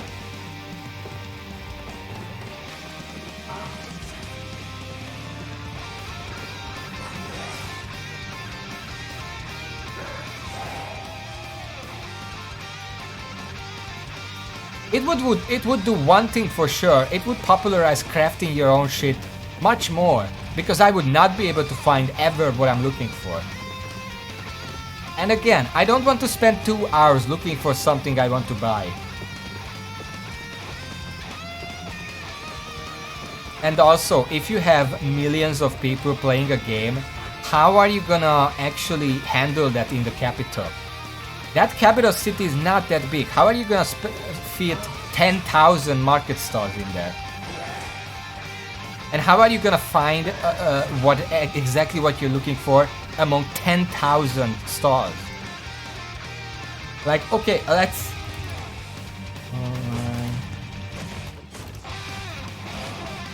let me give a specific example. Albion Online currently has 4.4 million players or subscribers, so this also counts free players. We have I think it's 5 cities that are accessible to everyone. I'm not counting Carleon, because fuck if I ever go there. But if you have 5 cities and 4 million players, and not everyone has a market star, like there's no reason not to have a market star for whatever you have.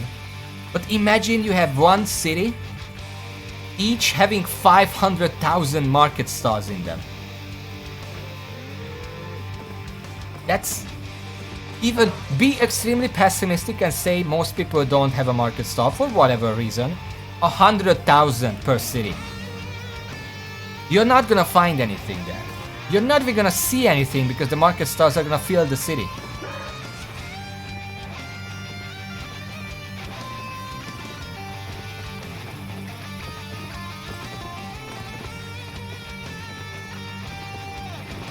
Yeah, like what? Because any solution I have is gonna compromise the entire system. So I'm curious what solutions you think there are. If there are multiple sub-servers, then... okay, maybe you have sub-servers like phases. Games have phases. You have, let's say, 100 market stars per phase. You just... you just minimalized your search to 100, to 1% of the overall city market per browse. You're even you're 1% more as likely to find what you're looking for than you were previously. You're literally not gonna find. And if you have to browse through channels, that solves the fact that there are 100,000 stars in the city and you can't see anything. Maybe there's only gonna be 100 stars per channel per city, but then you have to change channels and still not gonna find anything you're looking for.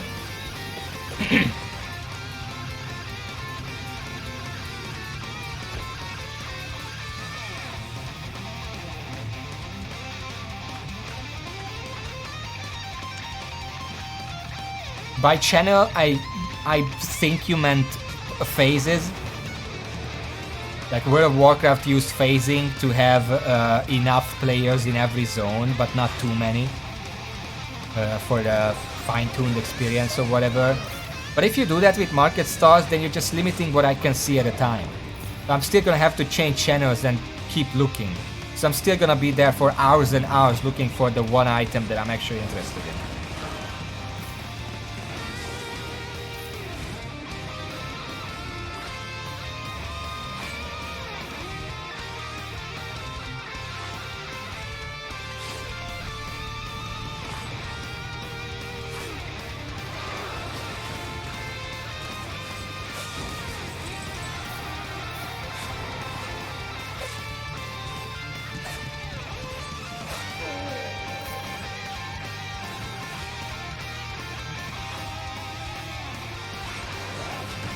Well, if you consider the availability of these items, then it's gonna be in a lot less shops than you think. Like 4.1 equipment will always be in less demand than materials, so the majority of shops will only have materials.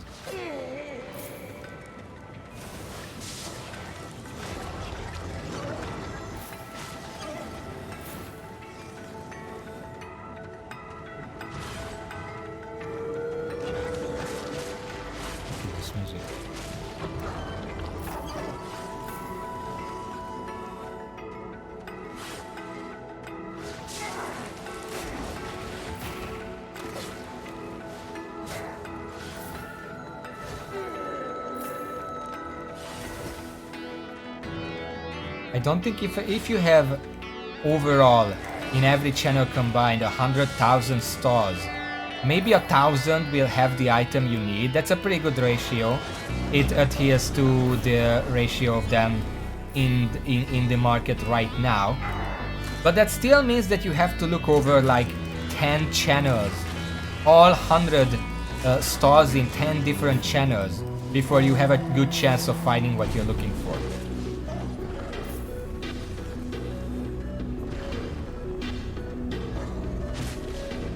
As for the price, that just means basically, I mean, I don't want to like assume things, but basically what you're saying is that you want to rip people off because then you can get prices cheaper.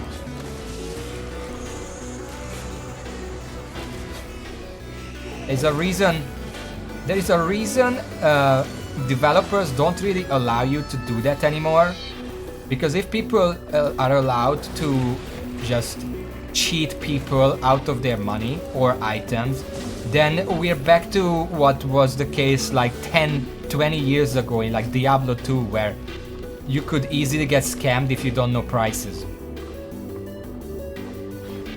And scams will be rampant. Especially the fact that if you set up a market, I assume that your name would be on it. Most games don't list the name of sellers anymore, specifically because if they put up a good item for a reasonable price, they can be like... Oh shit. Okay, give me a second.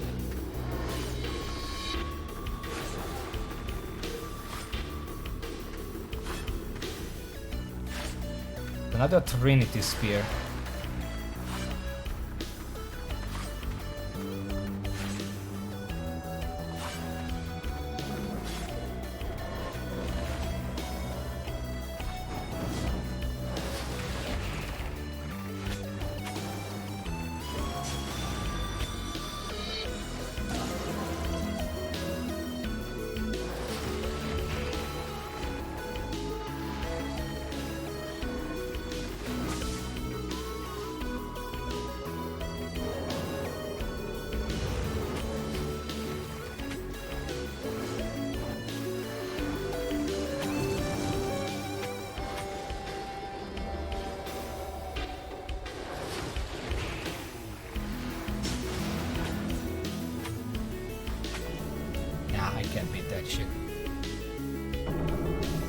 Yeah, that's what I'm trying to say. If someone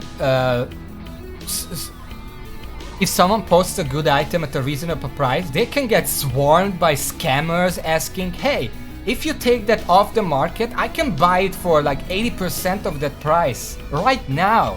And they were like, "Oh, well, that's cool. I can put that." Or they can be convinced, "Hey, that's not actually worth that much. I can give you half as much." And then they just say, "Well, they are an old player, surely they know what they're talking about," and boom, they just got scammed. If you put it on the auction house, sooner someone who wants that at a reasonable price will actually buy it than someone actually PMs the seller, "Hey, I'm gonna buy that from you for less because it's not worth that much."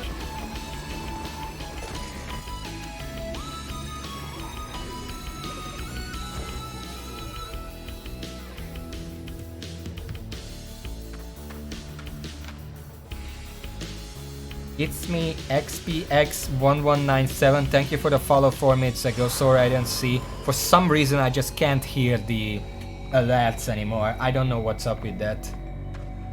I checked today. I checked Streamlabs today and they are turned on, but I just can't hear it.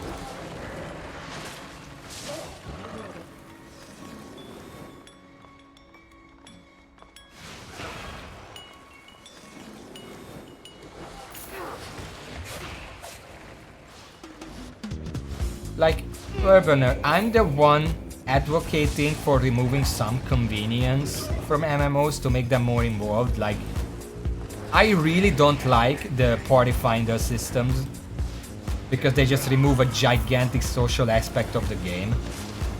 But I'm pretty sure the auction house is not a problem in this sense. Like, the auction house just ensures that people aren't gonna get scammed out of their money and items.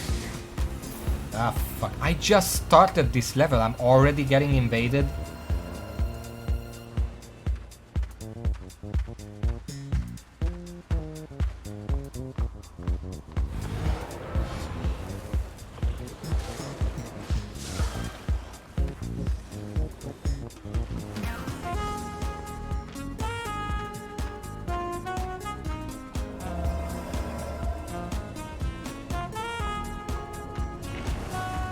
Well, you also did say that you didn't even play World of Warcraft, so I don't know how many MMOs you actually played, but if you didn't play one of the biggest ones,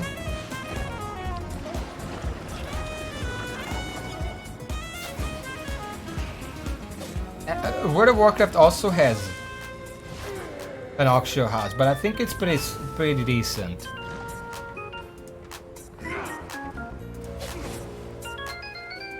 For the chest before it, because fuck, I was here for 30 seconds, give or take, and I'm already getting invaded.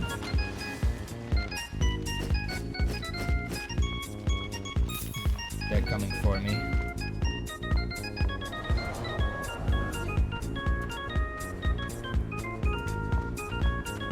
Well, that feeling that you're selling to NPCs entirely depends on how the auction house is handled. Because you can make a good auction house that doesn't feel like that.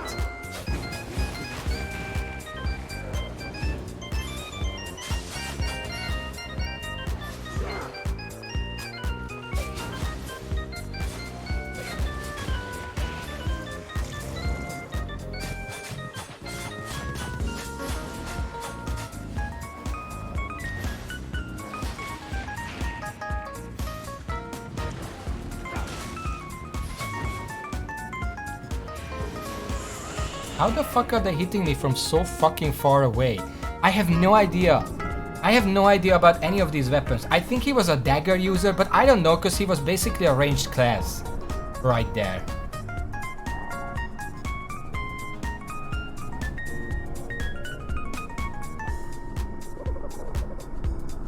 I don't know what he was even doing. Was he melee? Was he ranged? Was he poking me or shooting me or whatever? I don't know. I don't know what just happened there. And I was invaded like 30 seconds into the round, so I had no chance to even prepare. So fuck this game.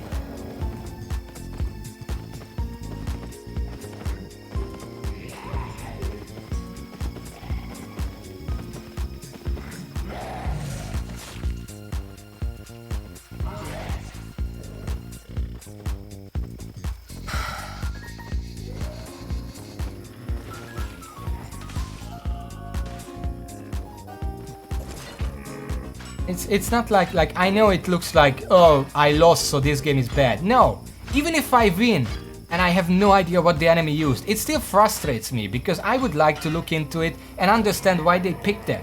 What was their strategy? Like if someone is just baffling insane and I have no idea what they're doing, I want to take a look at what they were trying to do. But I just can't. Lose or win, it doesn't matter. I just can't check what they were trying to go for. Like if you're gonna have a PvP experience like this, a system like this, so I can actually check what the enemy is up to after the fact, like not even necessarily beforehand, because beforehand maybe they have like a surprise up their sleeves and they don't want to give it away. But once the fight is over, just let me fucking look at their equipment so I can actually understand what they were doing. How do you not have a system like that in a PvP focused game? Just absolutely baffling me. And it's just one of many quality of life aspects of this game that are just non-existent or really badly implemented. I talked about those extensively in previous streams, I'm not gonna bring that up, but just this game feels like it's in beta.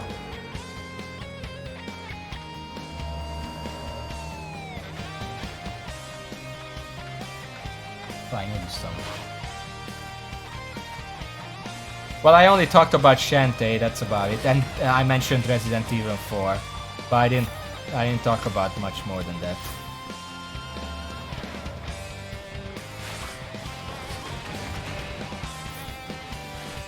I don't mean that it feels like in beta in that it's unpolished. It's definitely unpolished, but by choice. They don't want the quality of life changes because I guess this is a hardcore MMO. Hardcore MMOs can't feel good to play. That's a rule, by the way. You can play any of them and it's gonna be the same thing every single time. But like there are so many things missing that an MMO like this should really have, that I can't think of anything but the fact that surely it's still in beta and they're still adding these mechanics. But they're not. This is a full game. It's been out for like 10 years at this point. I don't know how many years actually, but it's been a long time. Maybe I think it was 6 years or something like that. But still, it just makes me feel like there are features missing that really should be there, and surely they are adding them. But they're not.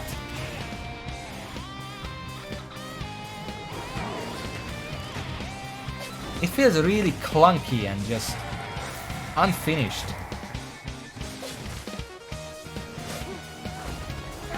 And I've been trying to be optimistic, like I've been saying, what's there is mostly good, except for those things that I pointed out in other streams. But there is not much there, it's just PvP. And even in PvP, if you're not high level, you're gonna have a really bad time.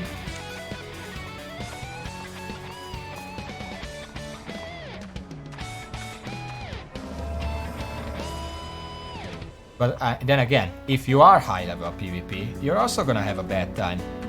Because you die once and you lose all of your stuff. You have to rebuy it. That's another thing, like Verburner. If I had to spend 2 hours each finding this stuff, and then I lose it after one death, I would not play this game. I would not play this game if I can instantly buy it and still lose them in one death.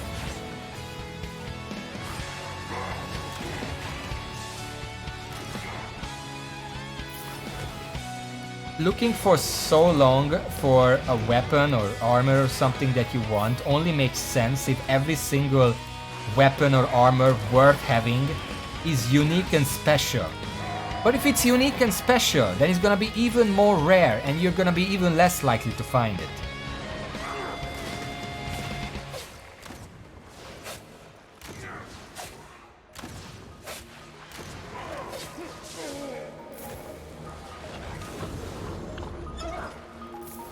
Because like in World of Warcraft, some of the best weapons, first of all, some of the weapons are BOP, you can't even trade them. But the weapons that you can trade and are really good are world drops. Which means that even per server, there will be so few of them that they won't even fill out a single page of the auction house at any given time. So even if you do have a specific weapon that you want to grind out and acquire, you're still probably gonna have to browse for it. Because you probably don't want to buy that for 10,000, you might just wait a few days, I look at it again, and maybe it's gonna be up there for 1,000. And then you can buy it, and then you can use it and you're happy. What the fuck?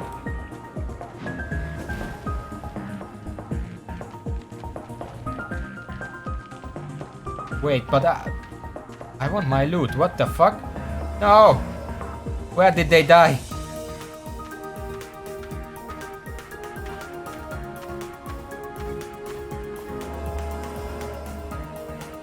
God damn it, they robbed me of my invasion reward.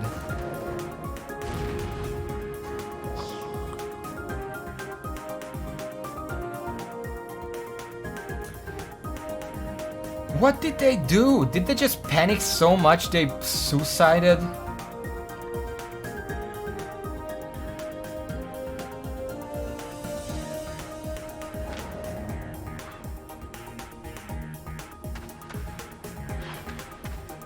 But the problem with your example is that new players are gonna have no idea what they even want. They're not gonna be looking for level 105 weapon at level 90 because they don't even know what they can buy at level 90. They're not gonna look at what they can buy in the future.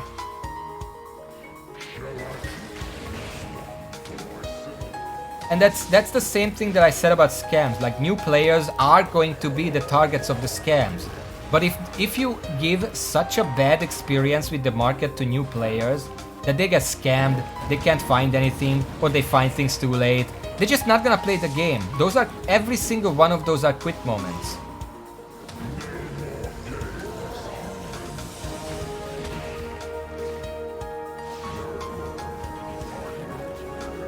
Hello Chubby, what do you mean what happened?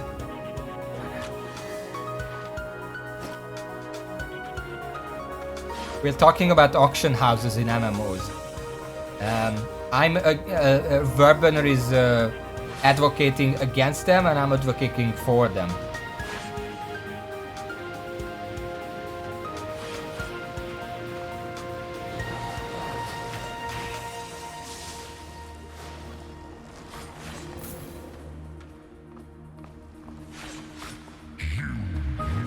Oh, the strip. Well, that's different. I'm not talking about that right now. But yeah, I've been farming in this game and grinding and thinking about it, because I do that sometimes. And I kind of decided that I might just end the series a little early, because usually when I play a stream game like Noita, Darkest Dungeon, Yakuza 0, I end the stream and then I'm looking forward to the next stream so I can... Oh, what is this?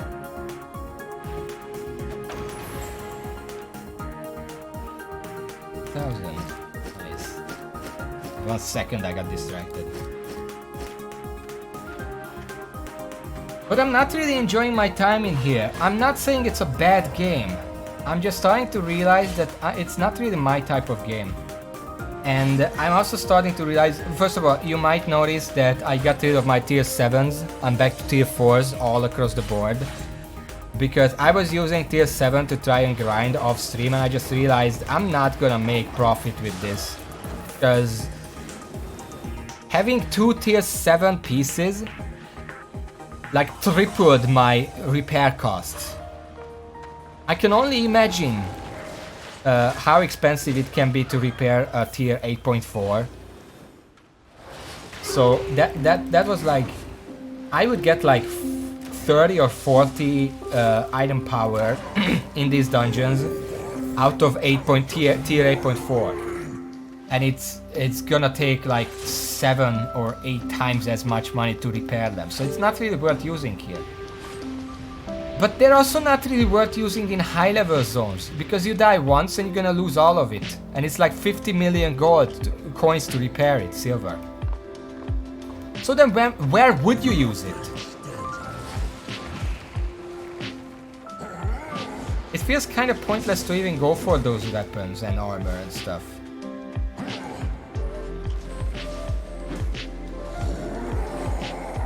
Yeah, you can use them in arena, but that's a very, very small part of the game.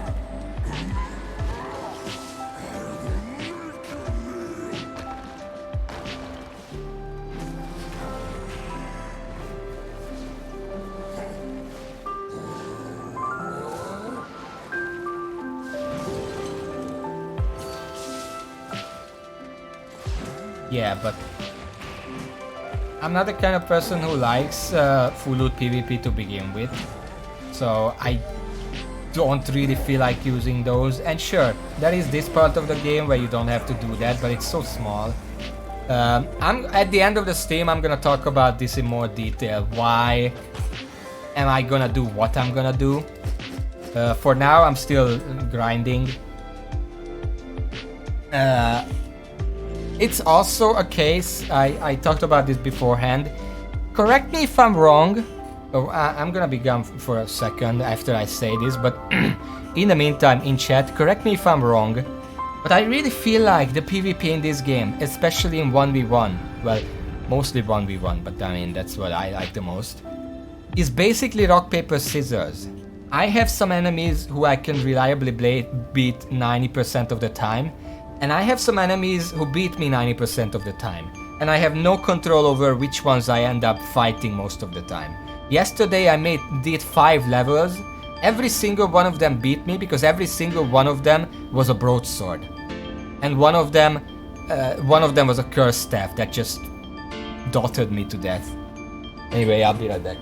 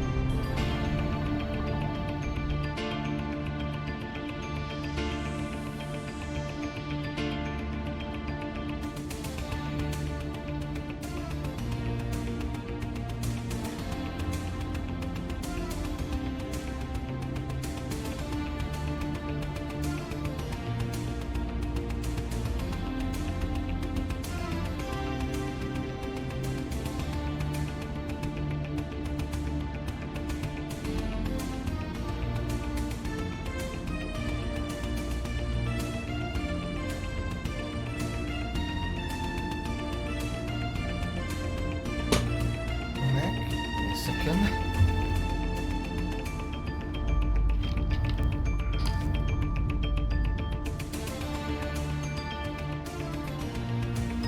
Yeah, the problem is, by the time I realize that I have a bad matchup, they are already close enough to kill me. And here is the thing, I already ranted about this excessively, but this game, what's there is decent. I have a lot of QoL problems with it, but it still feels like it's in the middle of being developed. Because there are so many systems that I would expect a complete game to have that are just not there. Sometimes it makes me feel like that it's still in beta. The biggest one that I ranted about today is like a death recap, because if I meet someone in corrupt dungeons and they use a weapon I don't know which one it is, sometimes there is literally no way to find out what it is. Sure, when they appear on my screen and I click on them and I click Y, I can inspect them, but if they're on my screen, chances are they're about to jump me and kill me. So I don't really have time for that. So after the fight ends, whether I killed them or they killed me, I really wish there was a way to check the equipment of the last player I fought. So I can actually learn what they were using, learn what they were going for, learn what the fuck they did that just killed me from 100% health. Just something. Because there are times where I think, okay, that guy has daggers.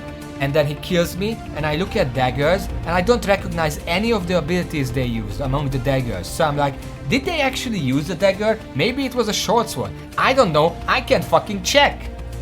So I cannot learn the weapons. Sometimes someone shows up and it's like, is that a spear or just a halberd? Does it have a head? Maybe if it has a head, it's a halberd, but some spears also look like they have heads. Or maybe they don't. I have no idea. Like, is that... I know this one because I use this one, so I recognize the Trinity Spear because I tried it myself. But if I see something like, is this an axe? It has a head. No, it's a spear. But then I go down here, I check where is the axe. Like fucking, is this an axe? Is this a is this a spear? I wouldn't be able to tell from a glance if I didn't know that this is an axe because it's a carrion collar and I actually looked at it for arenas. Yeah, the combat log also tells me a billion other stuff, so I just have to keep scrolling up to actually find what they were doing.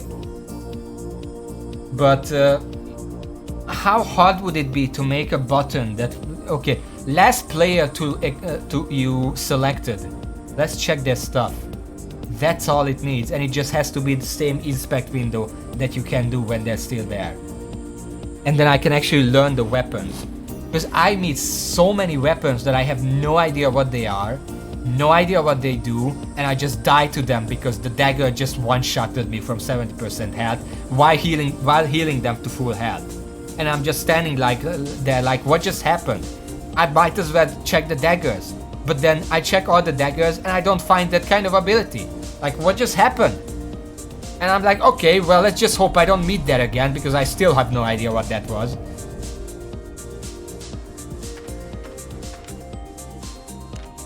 Let me just say, I already said it once, but I'm gonna say it again because you're here. It does not help that there are no EU servers. And I'm fighting people with 20 and 30 ping with my 130 ping. It doesn't sound like a lot, but I played League of Legends with 20 ping and I played League of Legends with 200 ping. It's a world of difference. If I'm with 130 ping fighting someone with 20 ping, they are a lot more likely to win. And there is not even a contest. Even a small thing like when I'm fighting a mini boss or a boss or whatever and it looks like I walked out of the red circle but then I get hit anyway, it's like, well, thanks game. Glad you don't have an EU server. And it just feels really bad to do PvP like this. Because if it was PvE, like obviously, if I was playing World of Warcraft and I had 200 ping, I wouldn't give a shit. You know why? Because it's not a PvP only game. Albion Online, basically, if you don't want to PvP, you have solo dungeons, group dungeons, and gathering, and that's it. That's all you can do. Everything else is PvP. And on higher level, everything else is full loot PvP. So I'm not gonna go into full loot PvP with 100 more ping than everyone else. That just seems like a bad idea.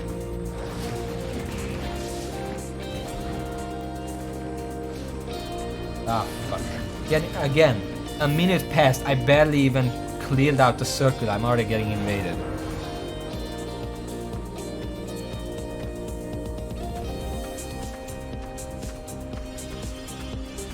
There are no traps in these circles.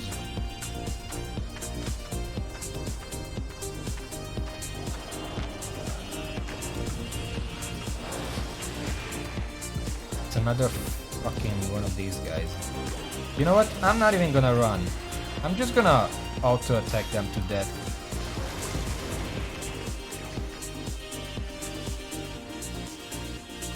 Because I know if I run from these guys, they're just gonna burst me to death.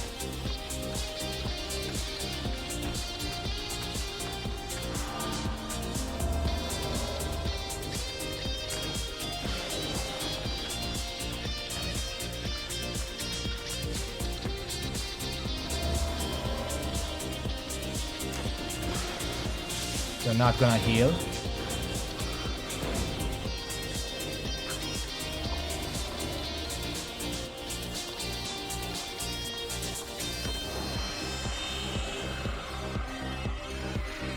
They're gonna run anyway, I might as well heal to full.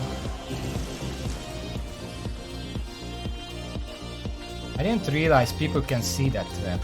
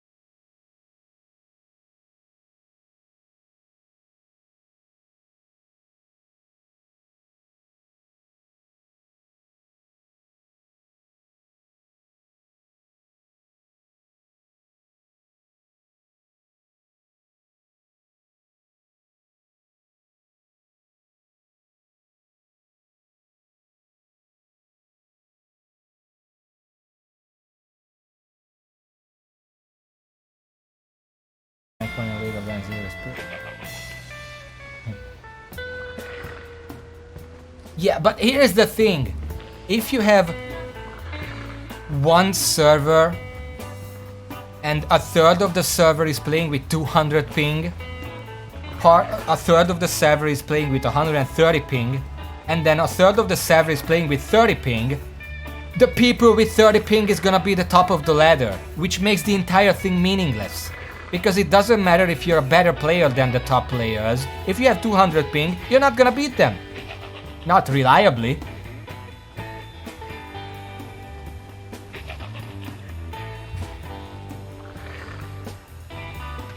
Anyway, I'm kind of in a dead end here, so let's head back.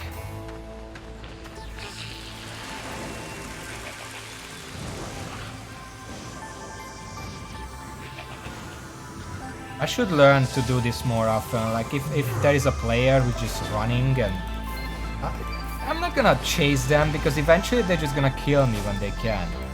If they want to run, then fuck, run somewhere else. Stop wasting my time. There we go.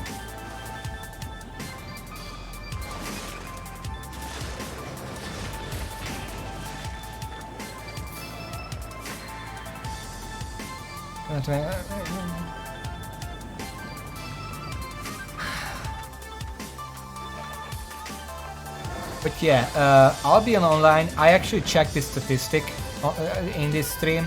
Albion Online currently has 4.4 million active users. Even if you halve it, because some people went to the East server, I'm pretty sure you have enough people for a EU server.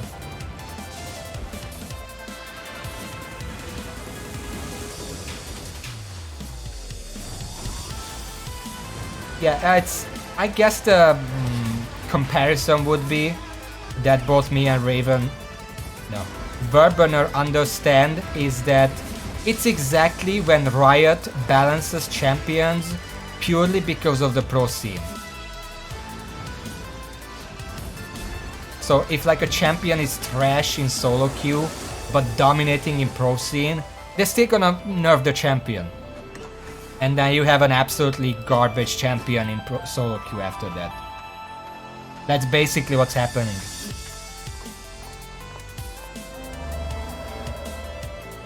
Well, I wouldn't know. I haven't played the Zerg versus Zerg game modes, but I feel like no matter how big the areas and the teams are that you fight with and alongside, how fast you can heal a burst will always be meaningful.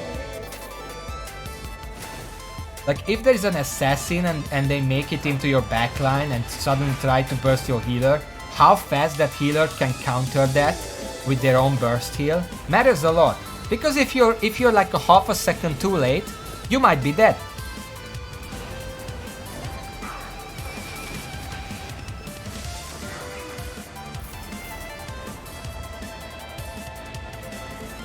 Looking where I'm going, there is a left side Nivos.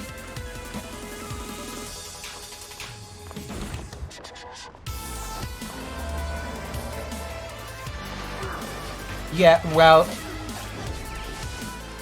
I don't want to be a racist. Is it racist if it's a positive? Because I'm pretty sure Asian players and guilds and whatever just generally perform better at these kind of online games because they have a lot more focus and discipline for these kind of things. Like, in my situation, they probably wouldn't quit the game.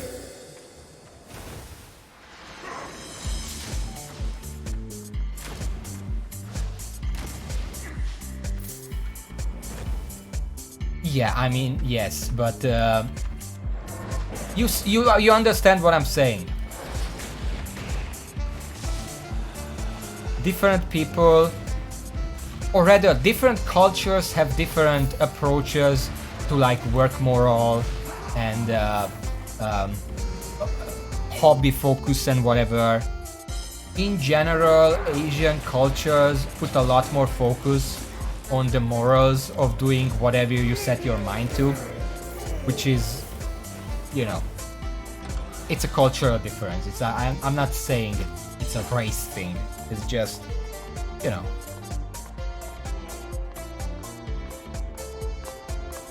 Correct me if I'm wrong. Like, I'm open to being wrong about this. Yeah, the ping is not the main problem. I have a lot more problems with this game, don't worry. The ping is not even my top 3 problems with this game, but I'm gonna list all the problems that I have with this game at the end of the stream. We have an hour and a half to go until then. Why am I going this way? I didn't beat the boss.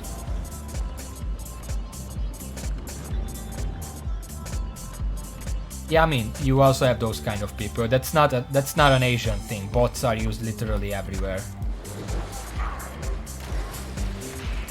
WoW Classic had a huge bot problem, especially later on, when Blizzard just didn't give a shit.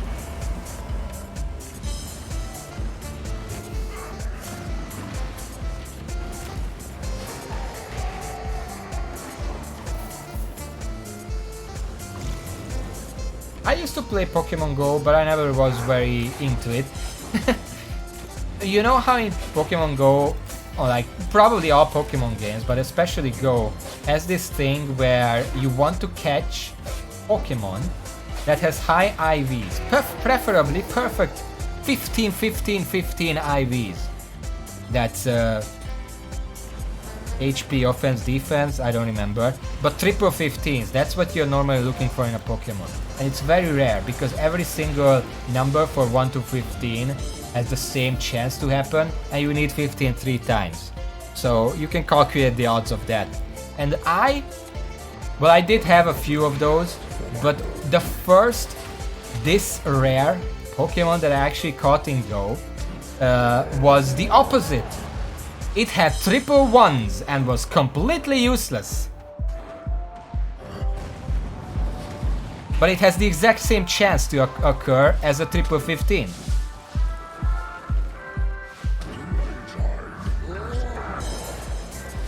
Well, that was a fun thing to realize. It was outstandingly bad, but I still saved it because it's historical and hysterical.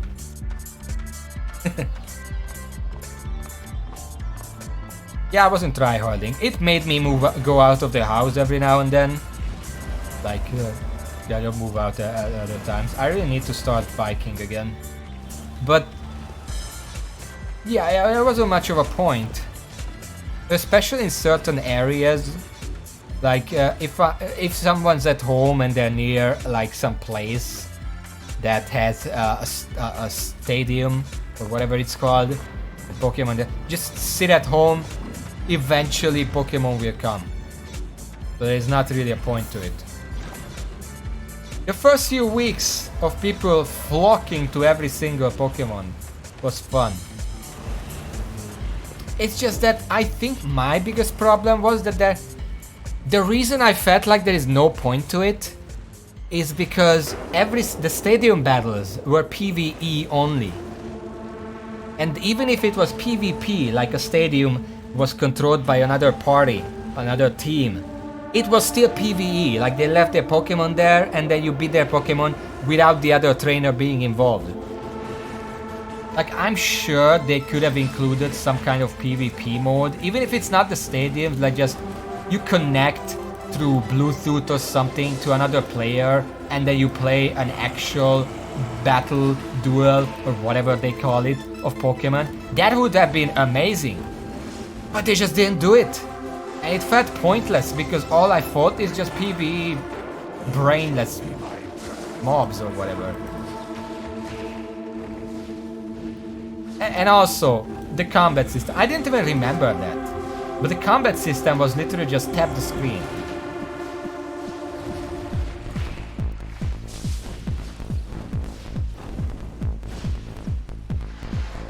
I don't know why they couldn't have just... Imagine this. You have the basic attack that a Pokemon does automatically. and then you actually have 4 abilities that you have input on, and every single one of them has a cooldown or whatever. I don't know how you would balance that or whatever, but the point is, that would actually be a battle.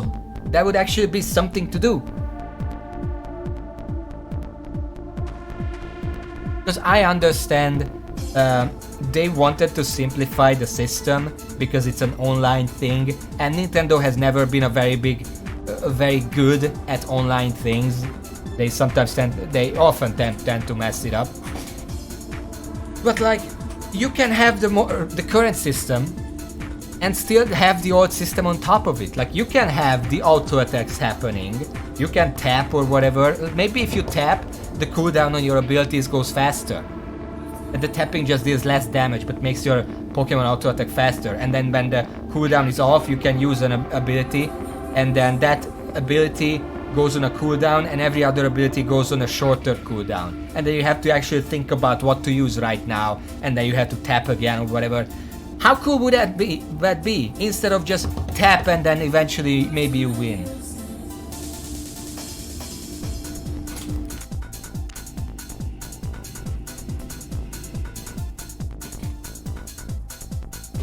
I don't see the reason of doing it the way they did it. I get that they wanted to simplify, but that was oversimplification. They did not need to go that far. And yeah, I know Nintendo wasn't involved, but I'm just talking Nintendo games in general. Not just the ones they made, just any that they have their name on. They tend to not be very big on online game. Like, some of their biggest games that they probably make themselves, Smash Brothers, have so much connection issues that usually not usually, but a lot of the times it's gonna decide the game.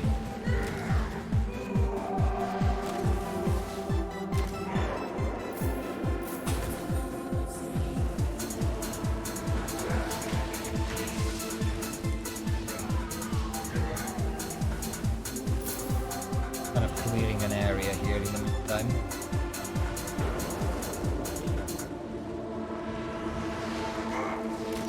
Like, as I said, I understand that they wanted to simplify, but that game, like, nowadays I play a lot more mobile games because it's part of my job, but that Pokemon Go was so close. That game was one step from being an idle game. And that's not a good thing.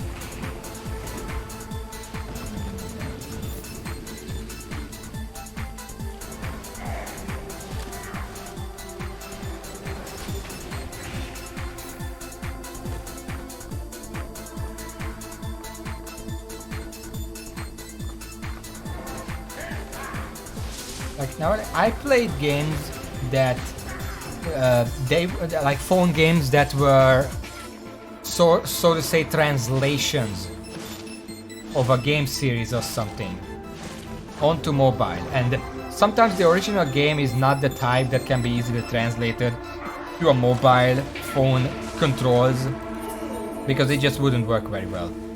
But there are some games that I played that take let's say a first-person shooter, and they make it into a top-down auto shooter. How much would that work? A top-down auto shooter obviously works better for mobile phones, but at the same time is also completely different from what you would be used to from that game. But it worked fine. It was perfectly fine. Okay, who do we have here?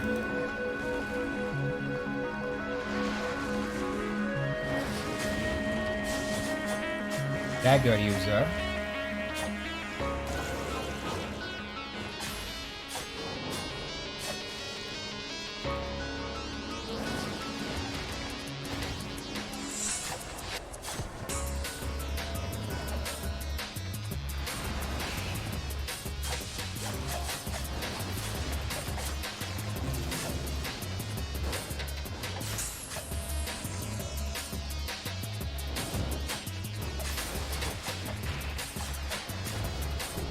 I had no chance. What the fuck is that weapon?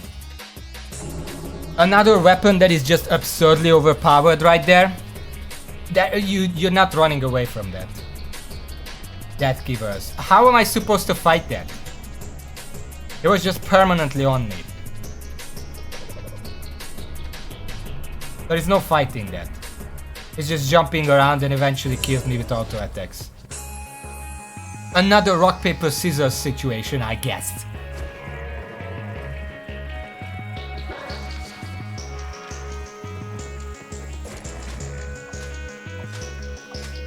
Yeah, I know. I know that ability. I know what that is. I've seen Death Givers before. Yeah, so here comes the problem of half the time I didn't even see him shoot it.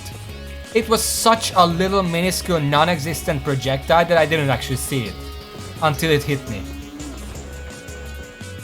Maybe that's a personal problem, but if an ability is so impactful, I should probably be able to see it. Like I think it's a dagger that they throw, but I have no idea. It's just a little smidge of 2 pixels. That reminds me that sometimes weapons, I can clearly see what the weapon was. Like, oh, they're using a spear. Which spear? I don't fucking know. They don't have an effect. They could be using anything, and I wouldn't be able to tell. Oh, they're using an axe. Which axe? I don't know. I didn't see them use the E. Even if they used it, maybe I just missed it because it's such a tiny non-existent effect. At that point, I literally have no hope of ever learning those weapons. I know that one because I consider Death Givers, but if I didn't know what the Death Giver does, I wouldn't be able to tell what they did there.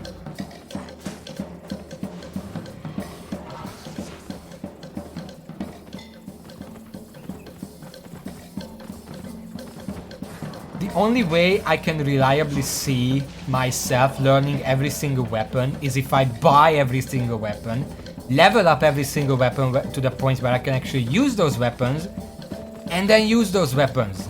And make sure to use every single subtype of skill, so actually I know what every single weapon can do. But at that point, I'm spending weeks just to learn the basic ass knowledge of the game required to actually play properly. I'm not going on a PvE just to test this shit.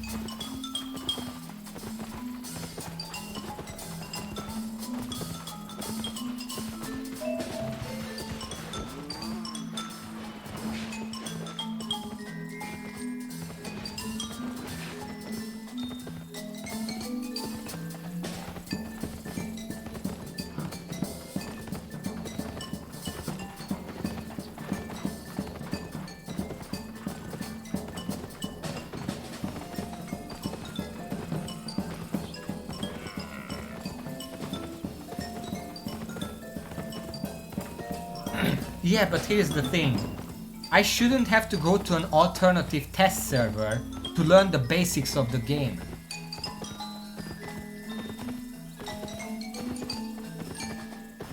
Again, if there was like post-fight inspection, that would solve most of the problem, because I usually see what they do and then I check what they can do and I'm like, oh, that's what they did. Okay. Even if I didn't necessarily see the effect, I know what happened. Like they dashed to me with Death Givers. I could check the Death Givers. Oh, that's what it does. Okay, I get it. But there is nothing like that.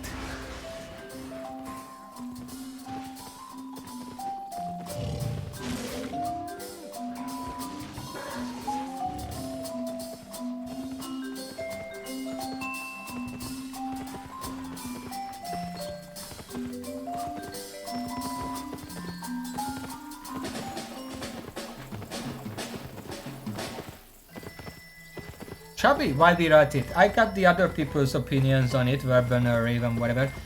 But if I started streaming something else, what games do you know that you would actually like watching? Like if I wanted to adhere to whoever shows up often enough, what game would you recommend me playing? Because I considered a few. I was suggested to play like Resident Evil 4 because I got it recently. I considered playing Shantae 3 because it's gonna be on the GDQ, and I kind of don't want to watch that if I don't know the game yet, not to spoil me, because I played that game in the past, but I never actually finished it. Age of Empires 2, isn't that like a strategy game? I mean, I can keep it in mind, but I'm not promising that I'm gonna play a strategy game.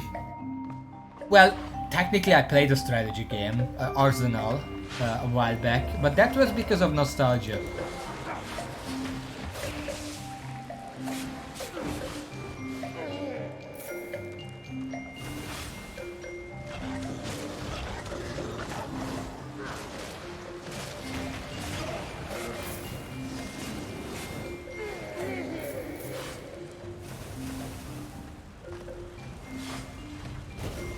Pretty sure that's the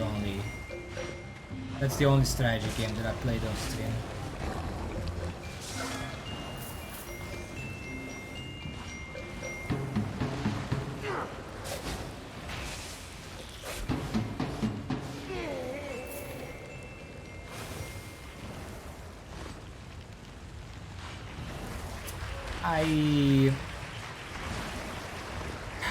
I think I played the original StarCraft at some point, but if I did, it was probably so long ago that I couldn't even read yet, let alone speak English.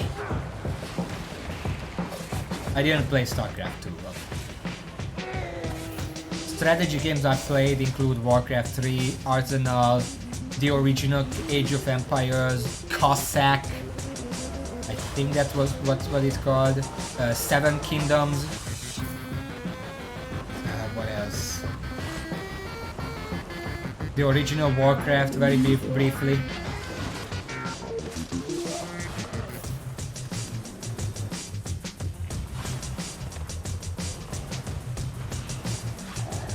Trying to think what else, but there's probably not much else.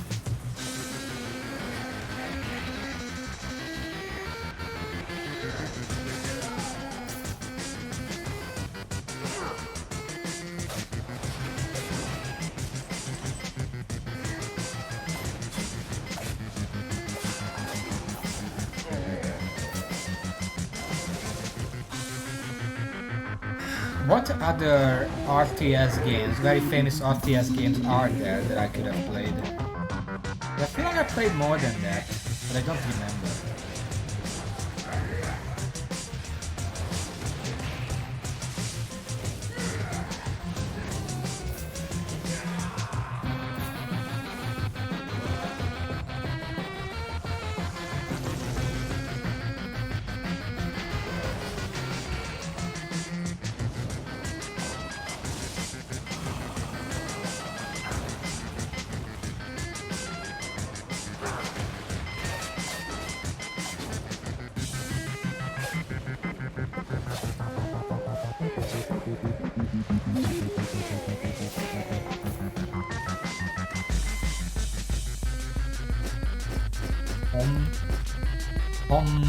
What is that?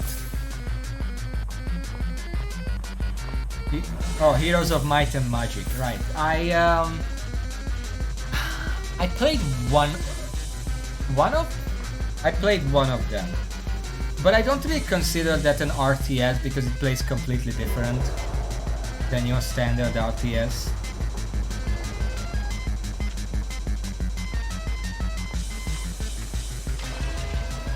Yeah. But it's turn-based, but also it's different. You don't really build structures and, well, you technically buy units, but not in that way.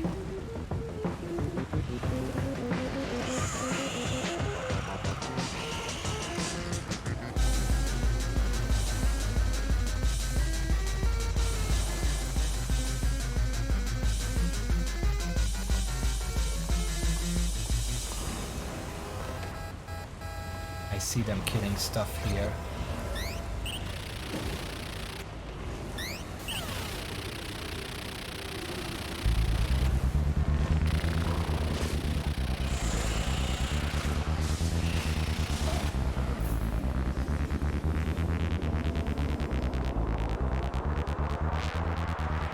Oh, they're going for the chest because they know I would steal it otherwise.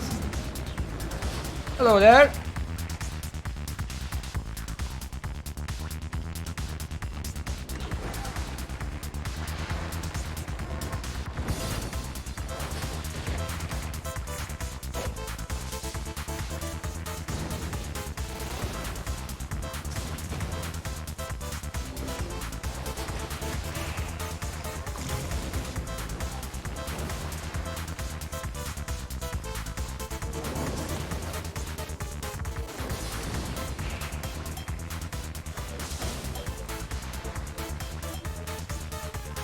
Just a moment.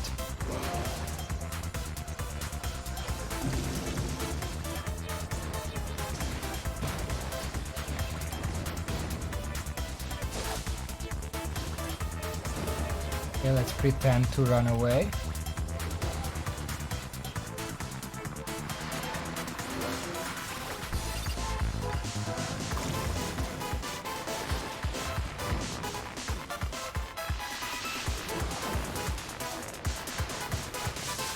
Now to attack.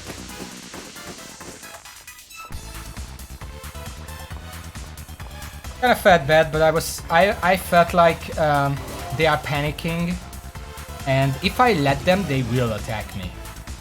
Usually panicking people do that.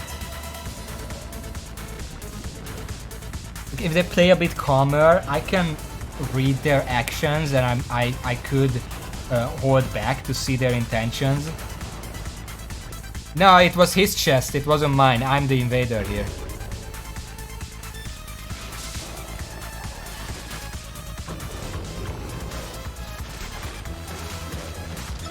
He rushed to the chest because he didn't want me to steal it. But I'm like, if someone plays calm and observant, I can stop and at least see their intentions. But if someone is frantic and panicking the moment I arrive, like as soon as I arrive, they immediately destroy the crystal. That already tells me that they are frantic. So if they actually see me, they would attack me. So I didn't want to give them that advantage. It happened before, that's what I'm saying.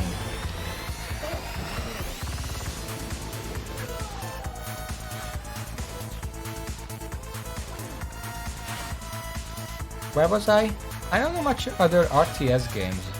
Commando isn't technically an RTS, it's more like an RPG. Swine's an RPG, but I haven't played it enough to actually claim that I played it.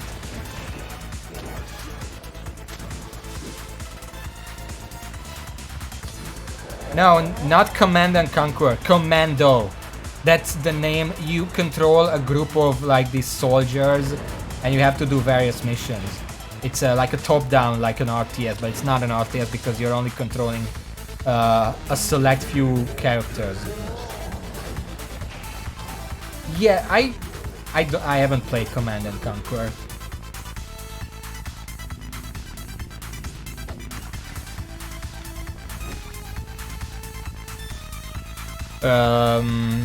Matter of Fatigue, I played that. That was a good one. That's an RTS.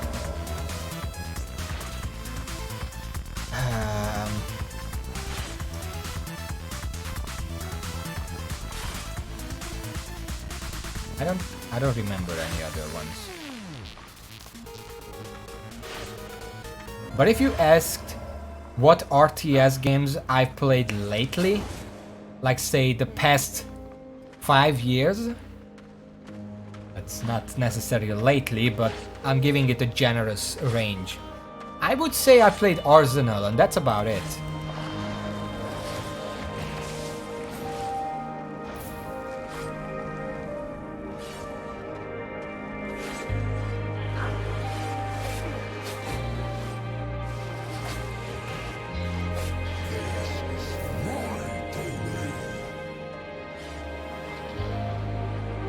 Any thoughts, Chubby, any thoughts on the two games I mentioned? Other people suggesting?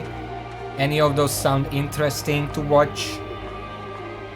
One of them is apparently pretty famous. I've never played the Resident Well, no, that's not true. I have played a Resident Evil game very, very briefly when I was a kid.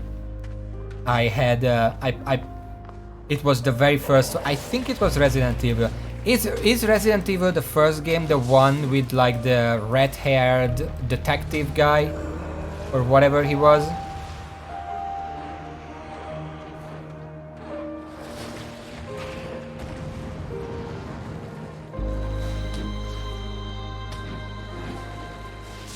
Because the game was... Okay, what happened is that I started the game.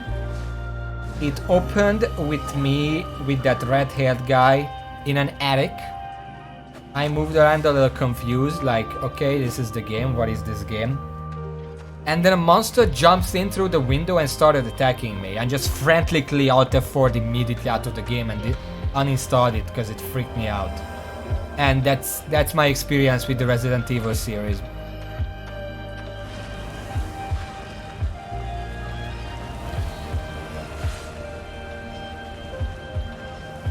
I had a few such experiences as a kid, because I had just like these game collections that had random games that maybe they're good for kids, maybe they don't go good for kids. Who knows? Just try them. They also had Doom. That was a cool game. That didn't scare me. It wasn't supposed to scare me, but just saying. They had the PC version of Aladdin. That was a cool one. There were a bunch of other games, I don't remember them exactly. But they were fun, and then they had Resident Evil, Alone in the Dark, fucking... I don't know what else.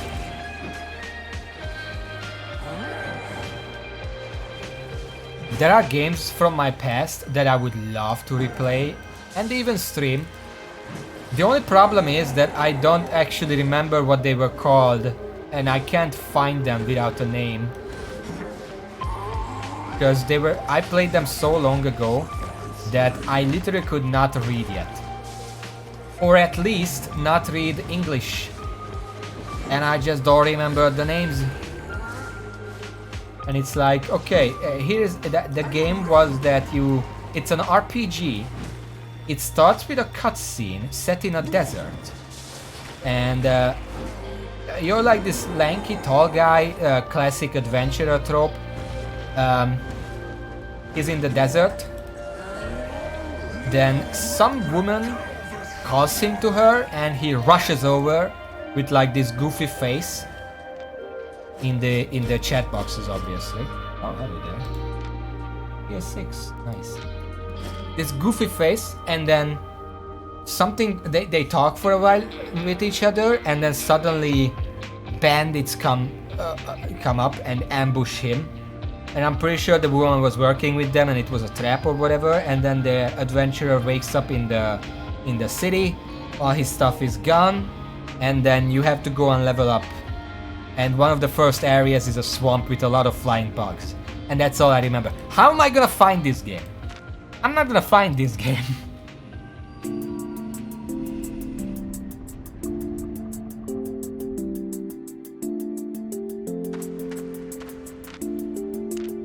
There was another game that I played it as a kid, but I legit for the longest time I suspected that maybe I didn't actually play it and it was just a fever dream or something. There's no way it's real. And I actually found it later on. I know the title now, I know exactly what game it was. I went on like the tip of my tongue or whatever the Reddit is called, and they helped me find it. But here's a description of the game, okay? You play as a monk with a ponytail and no shirt. You are set in like some kind of fantasy land with floating islands, and your little helper guys, the toads of your adventure, if you will, are these little blue guys who look like water drops. They have like this really weird grin that is really off-putting. The game is three-dimensional, it's a third-person fighting game. and then eventually you go into various dungeons. Some of them have like these very the gigantic mantis that you have to punch to death or whatever. Some of them have like this bandit kind of person. One of the floating islands has a guy with a camera and a bodyguard just circling the area near like ruins. It's a really small island. It's just the guy and the ruins. You can talk to him, and then the ruins are actually a dungeon. And he talks about getting something on video, Greenland on video, or something like that. And then the part that made me wonder if it was just a fever dream, because I don't think that part is actually in the game, I just imagined it, is when you're in a big crystal cave, and at the end of the crystal cave there is a pond, an underground pond, and you have to go under the pond to find an underwater motorbike and ride it to the next level. And I'm pretty sure that part was not real. I'm pretty sure I just imagined, I just dreamt that part. But that game, if you want to look it up and wonder what that game is, it's called Dreams to Reality. It's how fitting of a title that is, because it fucking looks like a dream or a nightmare.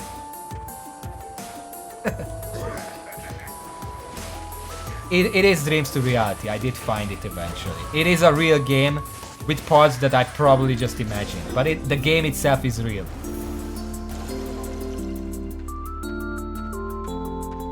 There are a million other games that I played as a kid and I cannot find them because I don't know the titles, and without a title I literally cannot search for them, and I will never know what they were. And I did consider playing Dreams to Reality on stream, but the problem is it's such an old game, very unstable, probably DOS, I have no idea, but it would probably crash every 5 minutes, and I don't think it's worth the trouble.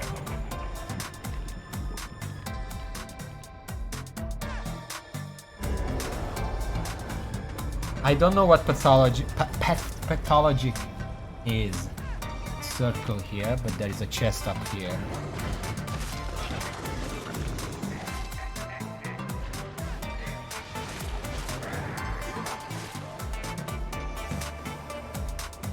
Oh, Penumbra. Yeah, I know Penumbra. They made Amnesia too.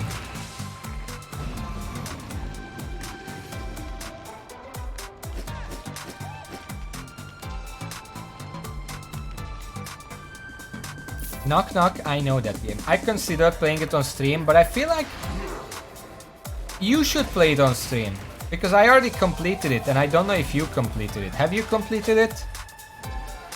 They're gonna banish me, I think. Penumbra is good, but it depends which of the games in the series you think of when you say it's amazing, because the second one is great. The first one is a bit flawed, and the third one is essentially just a tech demo.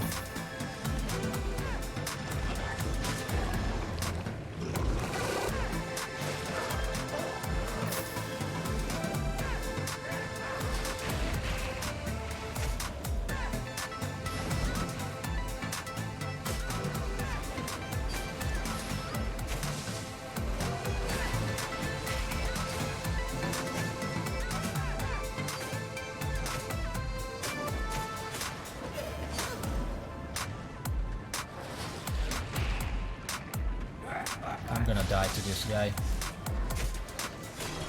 Again, he was using axes. I have no idea what he did, but he just healed to full, so... Good! What the fuck was that? Black Plague is the second one.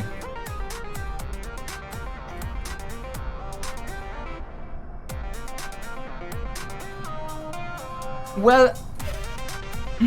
the first one had combat, but it was really clunky combat. Like, imagine this.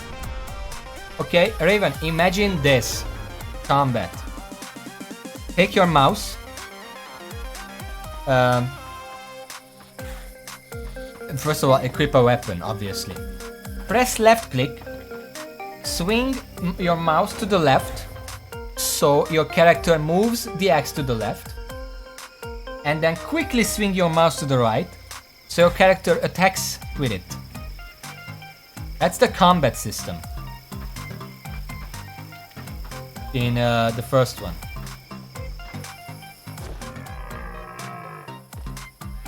They had this really clunky combat system, and the only things you could really fight in that game were dogs. I don't even know if you could find anything else. I know there were some other monsters, but I'm pretty sure you couldn't find most of them. I know you can't find the worm. And I don't even remember if there were any other enemies in that game. It's just the wolves and the worms. Penumbra 2, I think, completely removed the combat system in favor of a more amnesia-like, you know, pick up the object, throw the object and stuff. You could stagger enemies if you throw some objects at them, but that was your only defense. And then Penumbra 3, as I said, it's basically just a tag demo. It doesn't really have anything going for it. Just a series of puzzles. It's Portal, but more unnerving.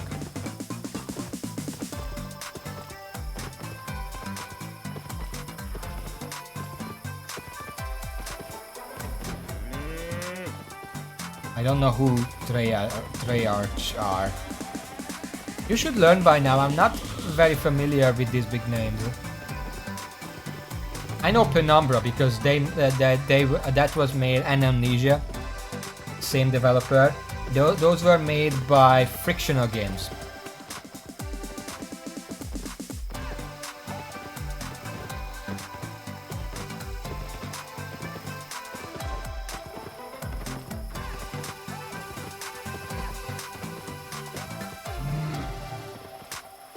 Well, it's not that Red asks you to burn him, it's just that, first of all, he was unstable, he was insane.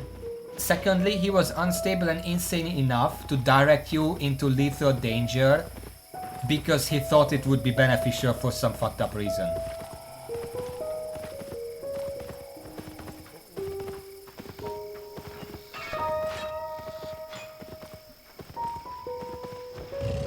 Oh, hello.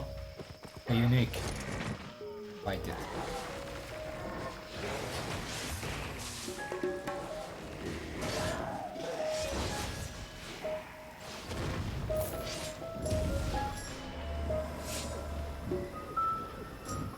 You can't tell me I wasn't in that and it wasn't hitting me because lag.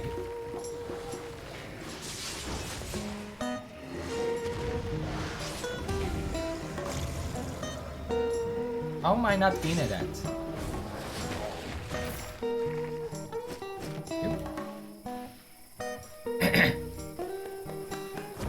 Yeah, Black Plague was a lot better because of Terrence. It's purely because of Terrence, like, you can't really bring up any other reason. Black Plague was better, like the best one.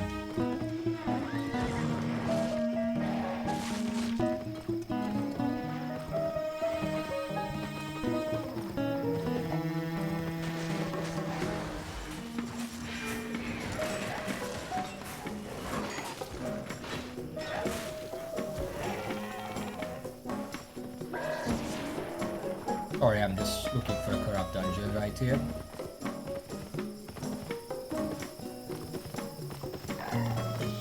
Oh!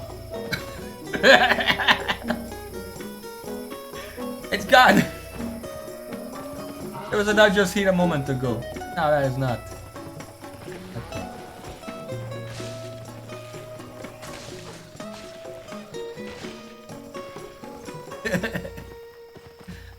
Yeah, these things just appear and disappear at random. I'm not sure I really like that mechanic because, again, I'm running around for 10 minutes looking for a corrupt dungeon. But at least I can talk about stuff in the meantime.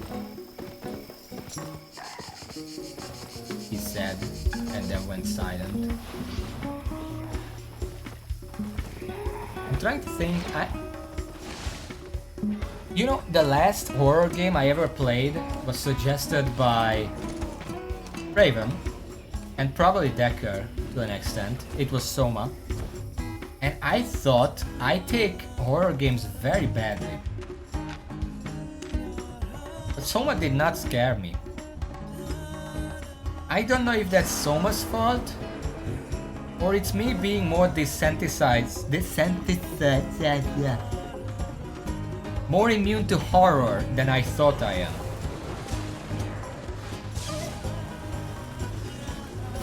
Maybe I should consider more horror games on this channel. Maybe I can actually take them.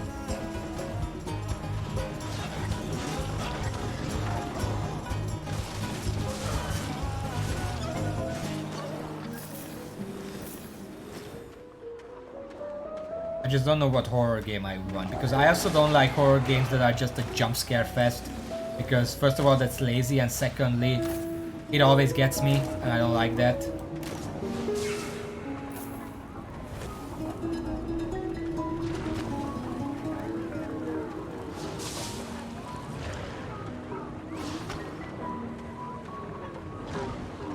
Can I fucking get that, please?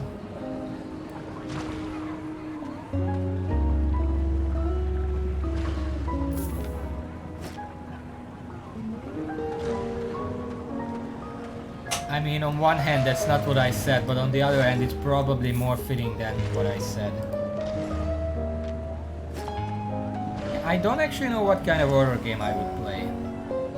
I only know the old... I'm not really familiar with new ones. I only know the old ones, like Outlast.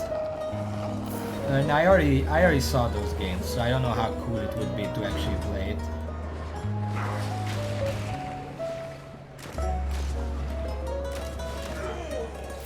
I like this music. What is this?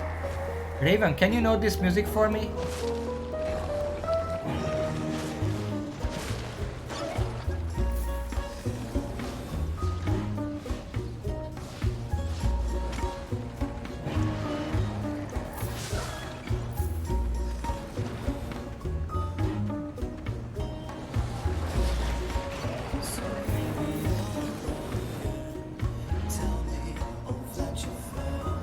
Oh, it has lyrics too. Now I'm really curious.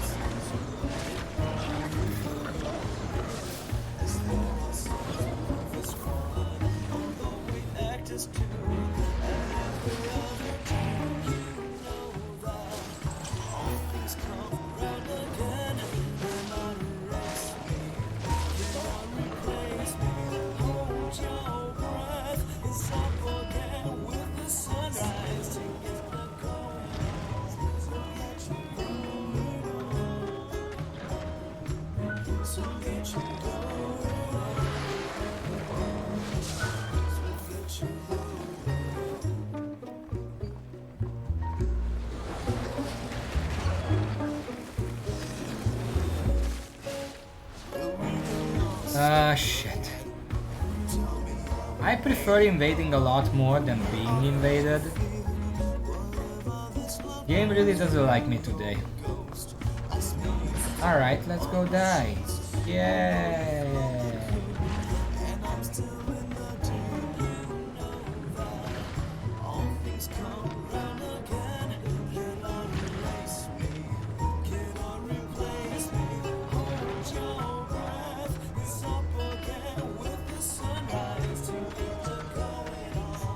I don't want them to steal my stuff, but at the same time rushing into unknown territory is gonna be really bad for me.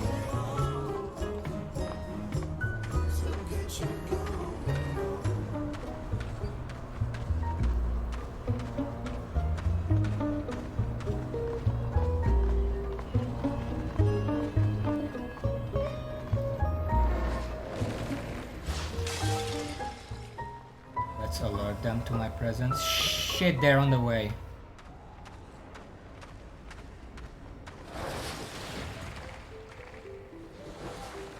Locked in here.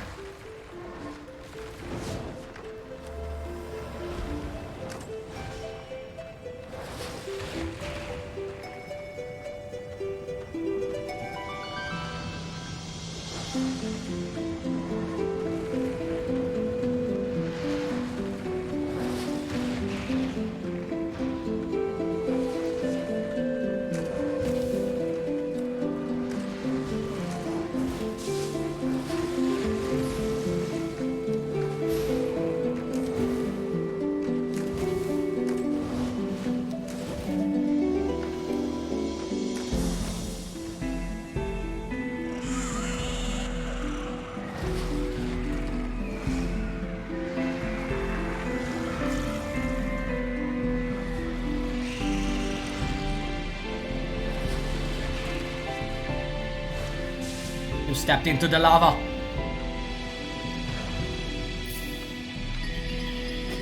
Oh, that's a lot of stuff. I'm gonna have to leave after this floor. Yeah, the main trap play is that I'm trying to use W to make them walk into it. Like, if they're too careless, I can trap them like that, but it doesn't work very often.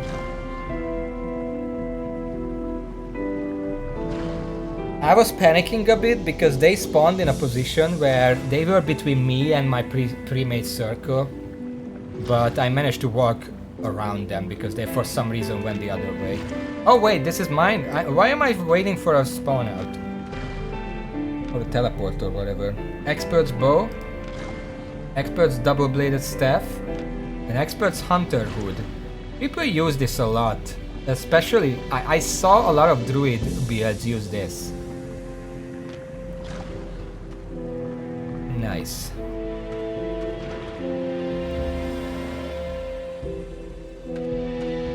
Also, Chubby, if you ever have any suggestions for games or any notes on streams or like any other stuff or just want to talk, I do have a Discord. There aren't many people there, but we're pretty close, and sometimes we talk about stuff. If you feel like it, you can always join. This is not like an advertisement, I'm just saying that if you want to keep in touch, even after I stop playing Albion online, that's a way to do it.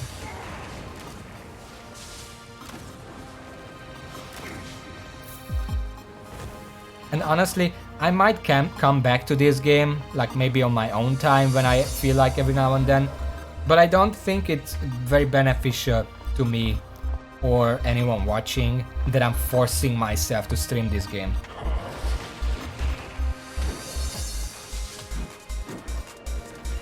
Well, that's fine. I have a few ways to find out about streams. I always stream at the exact times every single week.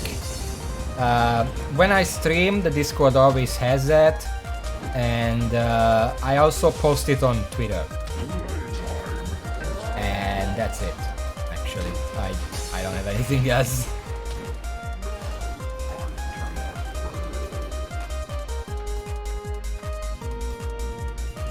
Another green book chest. These book chests are so worthless. I considered making some other accounts elsewhere. I used to advertise on Reddit or whatever, but I'm like, I can't be asked.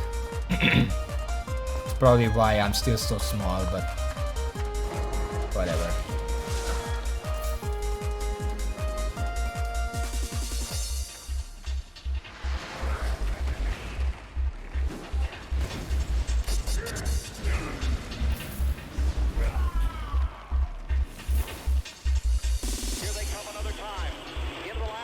Oblivion with cancer. Well, you know my hot take about Elder Scrolls, if that's the Oblivion you mean. What the hell is this music?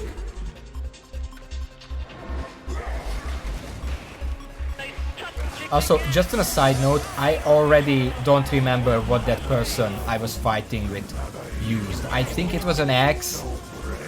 I would not be able to tell you which axe, even if it was.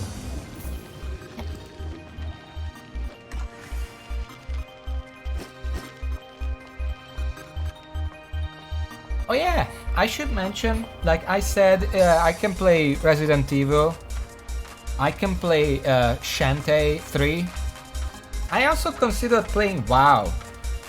Like, I don't like the fact that it has a subscription model, but from back when I actually played in like BFA and some of Shadowlands and stuff, I was grinding a lot. Like I told you guys that I'm really at home with grinding. Grinding is not a problem for me, and I was consistently grinding enough gold to just play for free through WoW tokens. So right now I have enough gold left, even though I haven't played for like I don't know how long. I have enough gold and Blizzard credits to just play for free.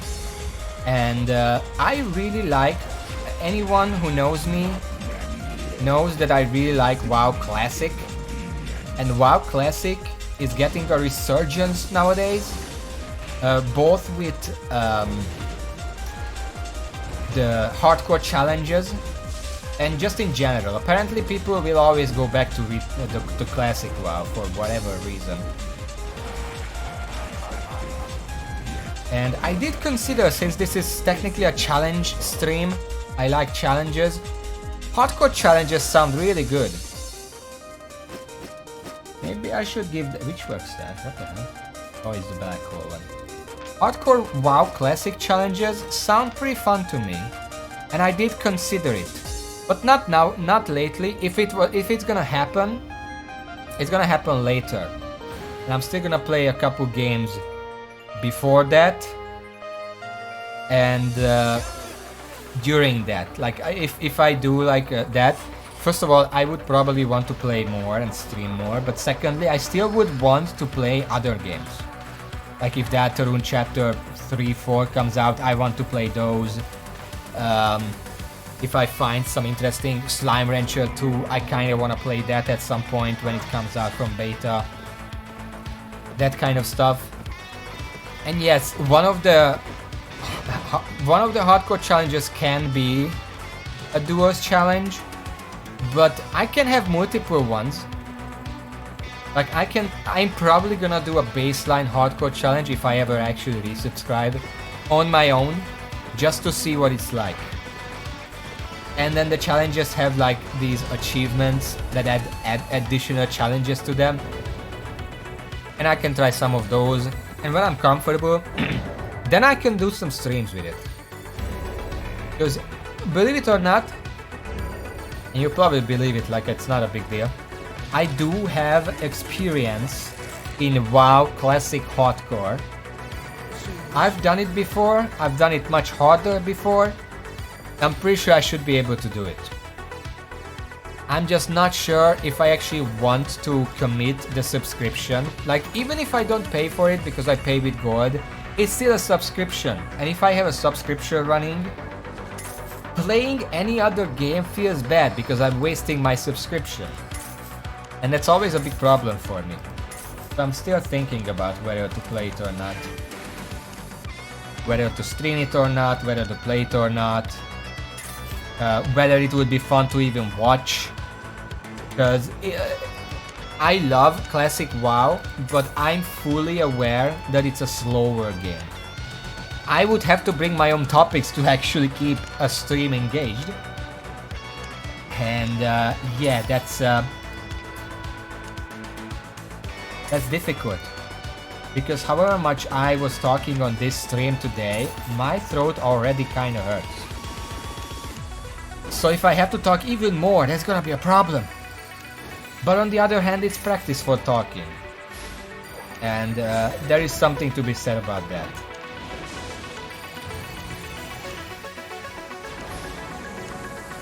I was never very good at talking, so practicing that does sound like a good idea. Especially in English, it just improves my English. Because believe it or not, I'm not a native English speaker.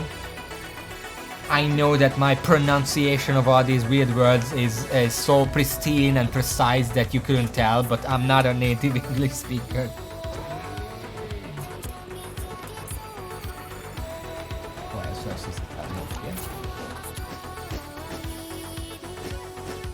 So all those factors, well, factor into whether I want to or don't want to do it in the first place.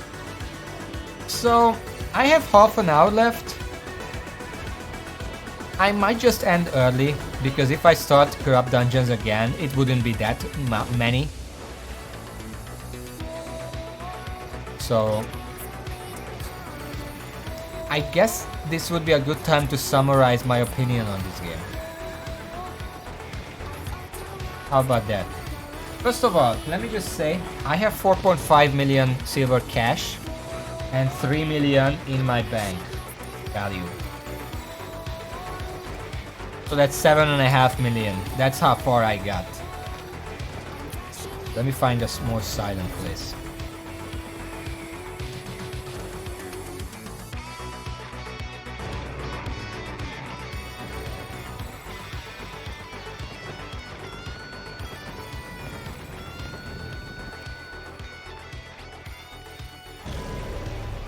Okay, this should be silent enough.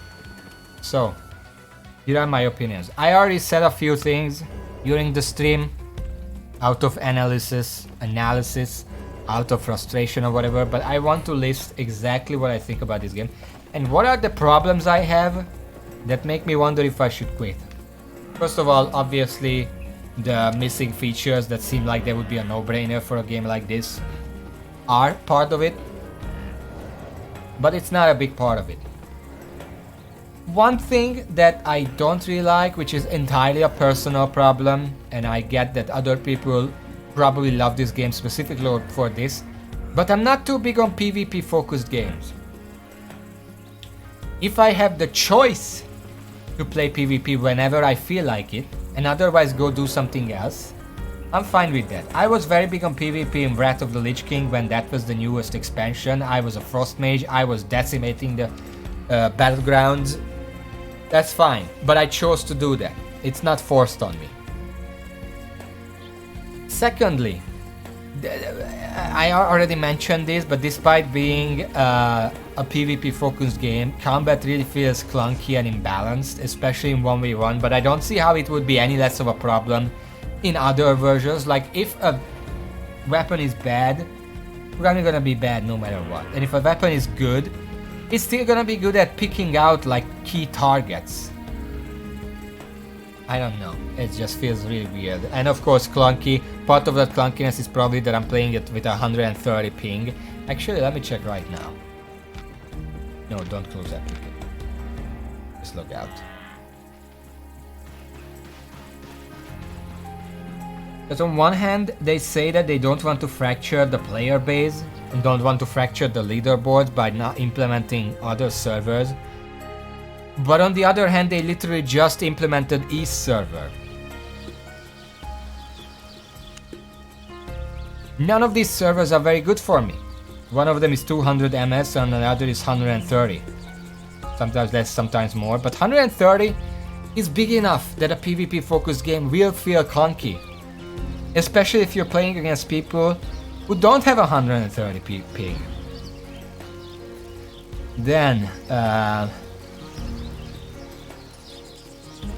obviously the PvP focus means that unless you're willing to do PvP, and especially specifically full loot PvP, there isn't much to do in this game. Like, there are solo dungeons and group dungeons, but even solo dungeons, I know for a fact that if you enter a solo dungeon, that doesn't mean other people cannot enter it.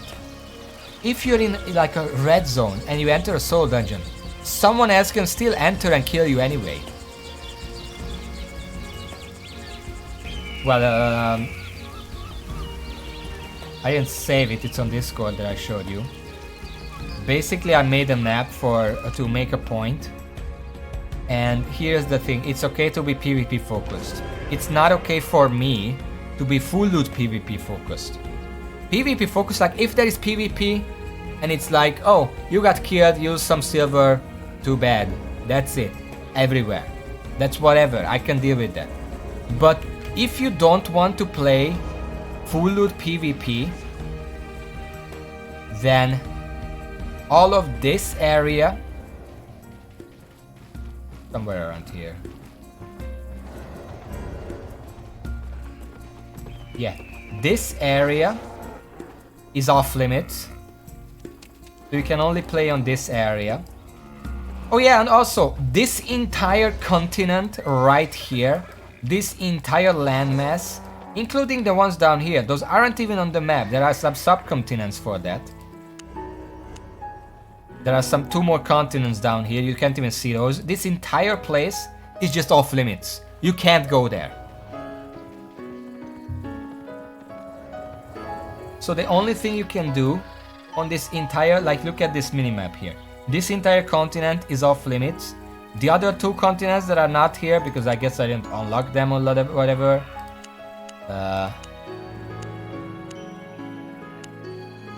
I don't know what these are. Those are off limits, and the inner part of this continent is off limits. So this is all the game you get in the outer circle of this one continent. If you don't want non-lethal PvP. And arena. Yeah. Even beyond the PvP, one thing, if any of you have read my mobile game reviews before, you know that I'm really picky and especially I'm really critical about game monetization. And this game, it feels like they balanced the game around a certain level, a certain speed of getting XP, a certain amount of gathering loot to get whatever, and then made that the premium. And then if you don't have the premium, they actually made the game worse for you. Because some of these grinds are asinine. And every time I go out and try gathering, all I have on the mind is I don't have premium, I'm doing this inefficiently. And I know that when I started, I don't know if you remember, when I started the game, they gave me 3 days of free premium. That's called a hook. Well, not technically, because a hook costs a little bit of money, but it's like a teaser. Like, hey, if you buy premium, you can have all this stuff, you can have all this stuff. You can have 30 learning points per day, you can have focus, you can use focus and get focus. You have 50% fame bonus. You know how much 50% extra XP matters in a game like this? It's insane speed up in advancement. You also get 50% bonus silver and loot. You get 50% gathering yield, so every 2 gathering that you get 1 extra gathering, and this applies to both the baseline and the additional loot that you have a chance to proc. You get extra of that as well. You get plus 100% crop here, plus 100% farm anywhere growth rate. Obviously, I can't attest to that because I don't have a player island, which by the way is also locked behind premium. You need a month premium before you can even buy a player island. But 100% increase in anything is substantial, and you need premium for that. 50% reduced market tax. This is in addition. Like, here's the thing. I can do gathering, I can do corrupt dungeons, I can do solo dungeons, I get the stuff. I get less stuff, but I get the stuff. Then I go to the market and I get less money for it, because I'm getting taxed more for not having premium. And then of course, the first time you buy it, you have 500 unique points, which is substantial. But these things, the 50% fame, the 50% reduced tax, and the 50% gathering and silver and loot, those are such huge benefits that playing this game without premium is basically a waste of time. You're wasting your time. Anything you can do in a, like, say, anything you can do in 15 days, half a month, a premium user can do in 10 days. And here's the thing, they give you a 3-day premium to check, to tell you, hey, you can get all this stuff, you can get 50% getting, you can see how fast your fame bonusing. That's great, you should buy premium. But instead, what effect it has on me is that I have a 3-month premium, 3-day premium. It runs out, and after experiencing premium, the base game is such a miserable grinding experience that I just don't want to do it. And I don't think it's okay to have a premium bonus and that you can have a bunch of bonuses. Like, it's okay to have, like, oh, you get more fame, and if you do the daily thing because you're playing the game, you can get all this extra stuff. But like, you buy the premium and you immediately get this extra stuff, and then I'm not even talking about all the extra bonuses. I could get a mount that's worth 500,000 coins. I could get whatever this is, I don't care about this. I could get all these loot boxes if only I had premium. But I don't. So I don't have any of that. The only thing I get as a non-premium is this 1 book per day and 10 learning points. Remember, if I have premium, I'm getting 30 a day just for existing. And I don't really like that. I don't really like this monetization. It's very extortionist. Pay us or have an objectively works gaming experience. And obviously they need an incentive to actually get people to pay. But this is not it. This is way too much. This is too much. It's too much. Every single aspect of the game is drastically improved if you have premium. Or rather, every single part of the game, every single aspect of the game is drastically worsened for not having premium. Because that's the default. And I just don't like that. I don't like that.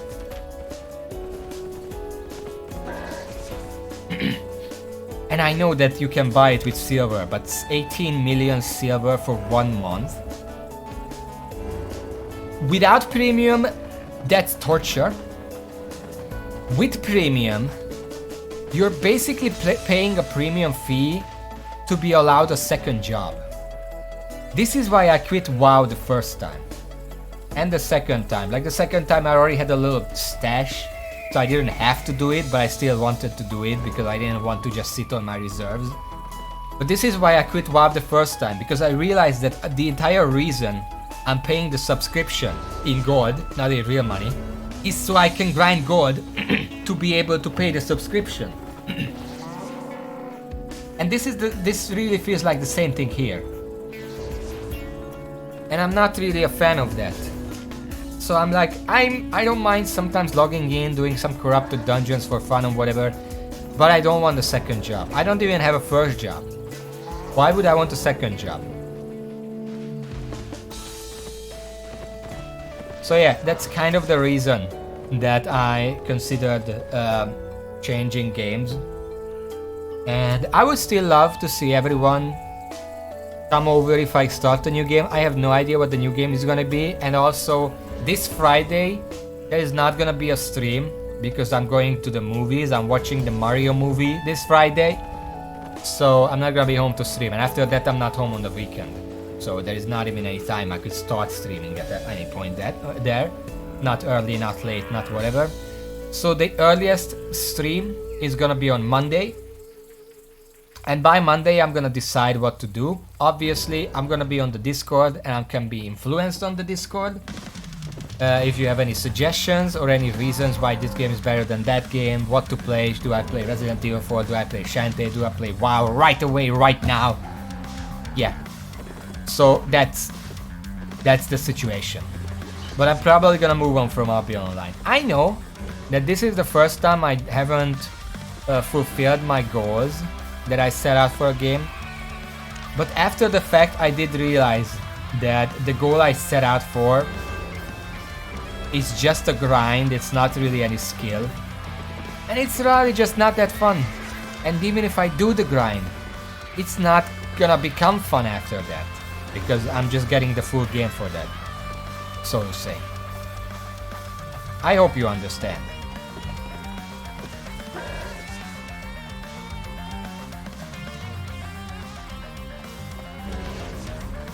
I don't know what else to say. I think I'm just gonna end the stream here.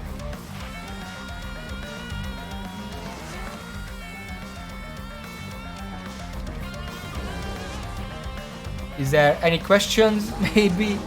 Any questions? Any questions about my opinions that I didn't touch on? Any questions about future games or past games? Or you just want to trash talk me for quitting the game?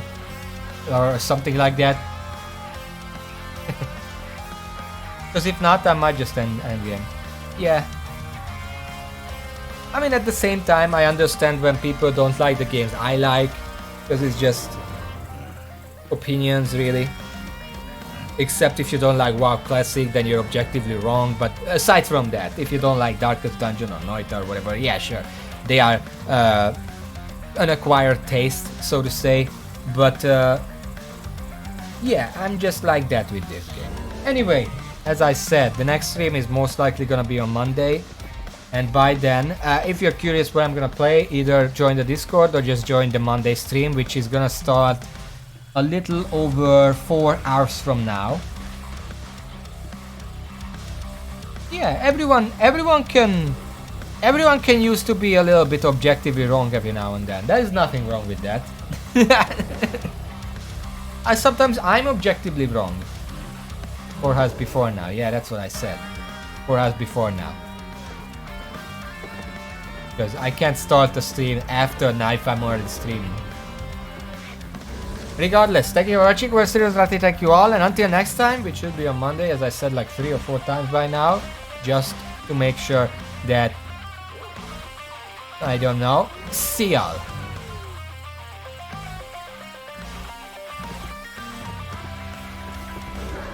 You can do this in WoW, though. But technically you can. God damn it.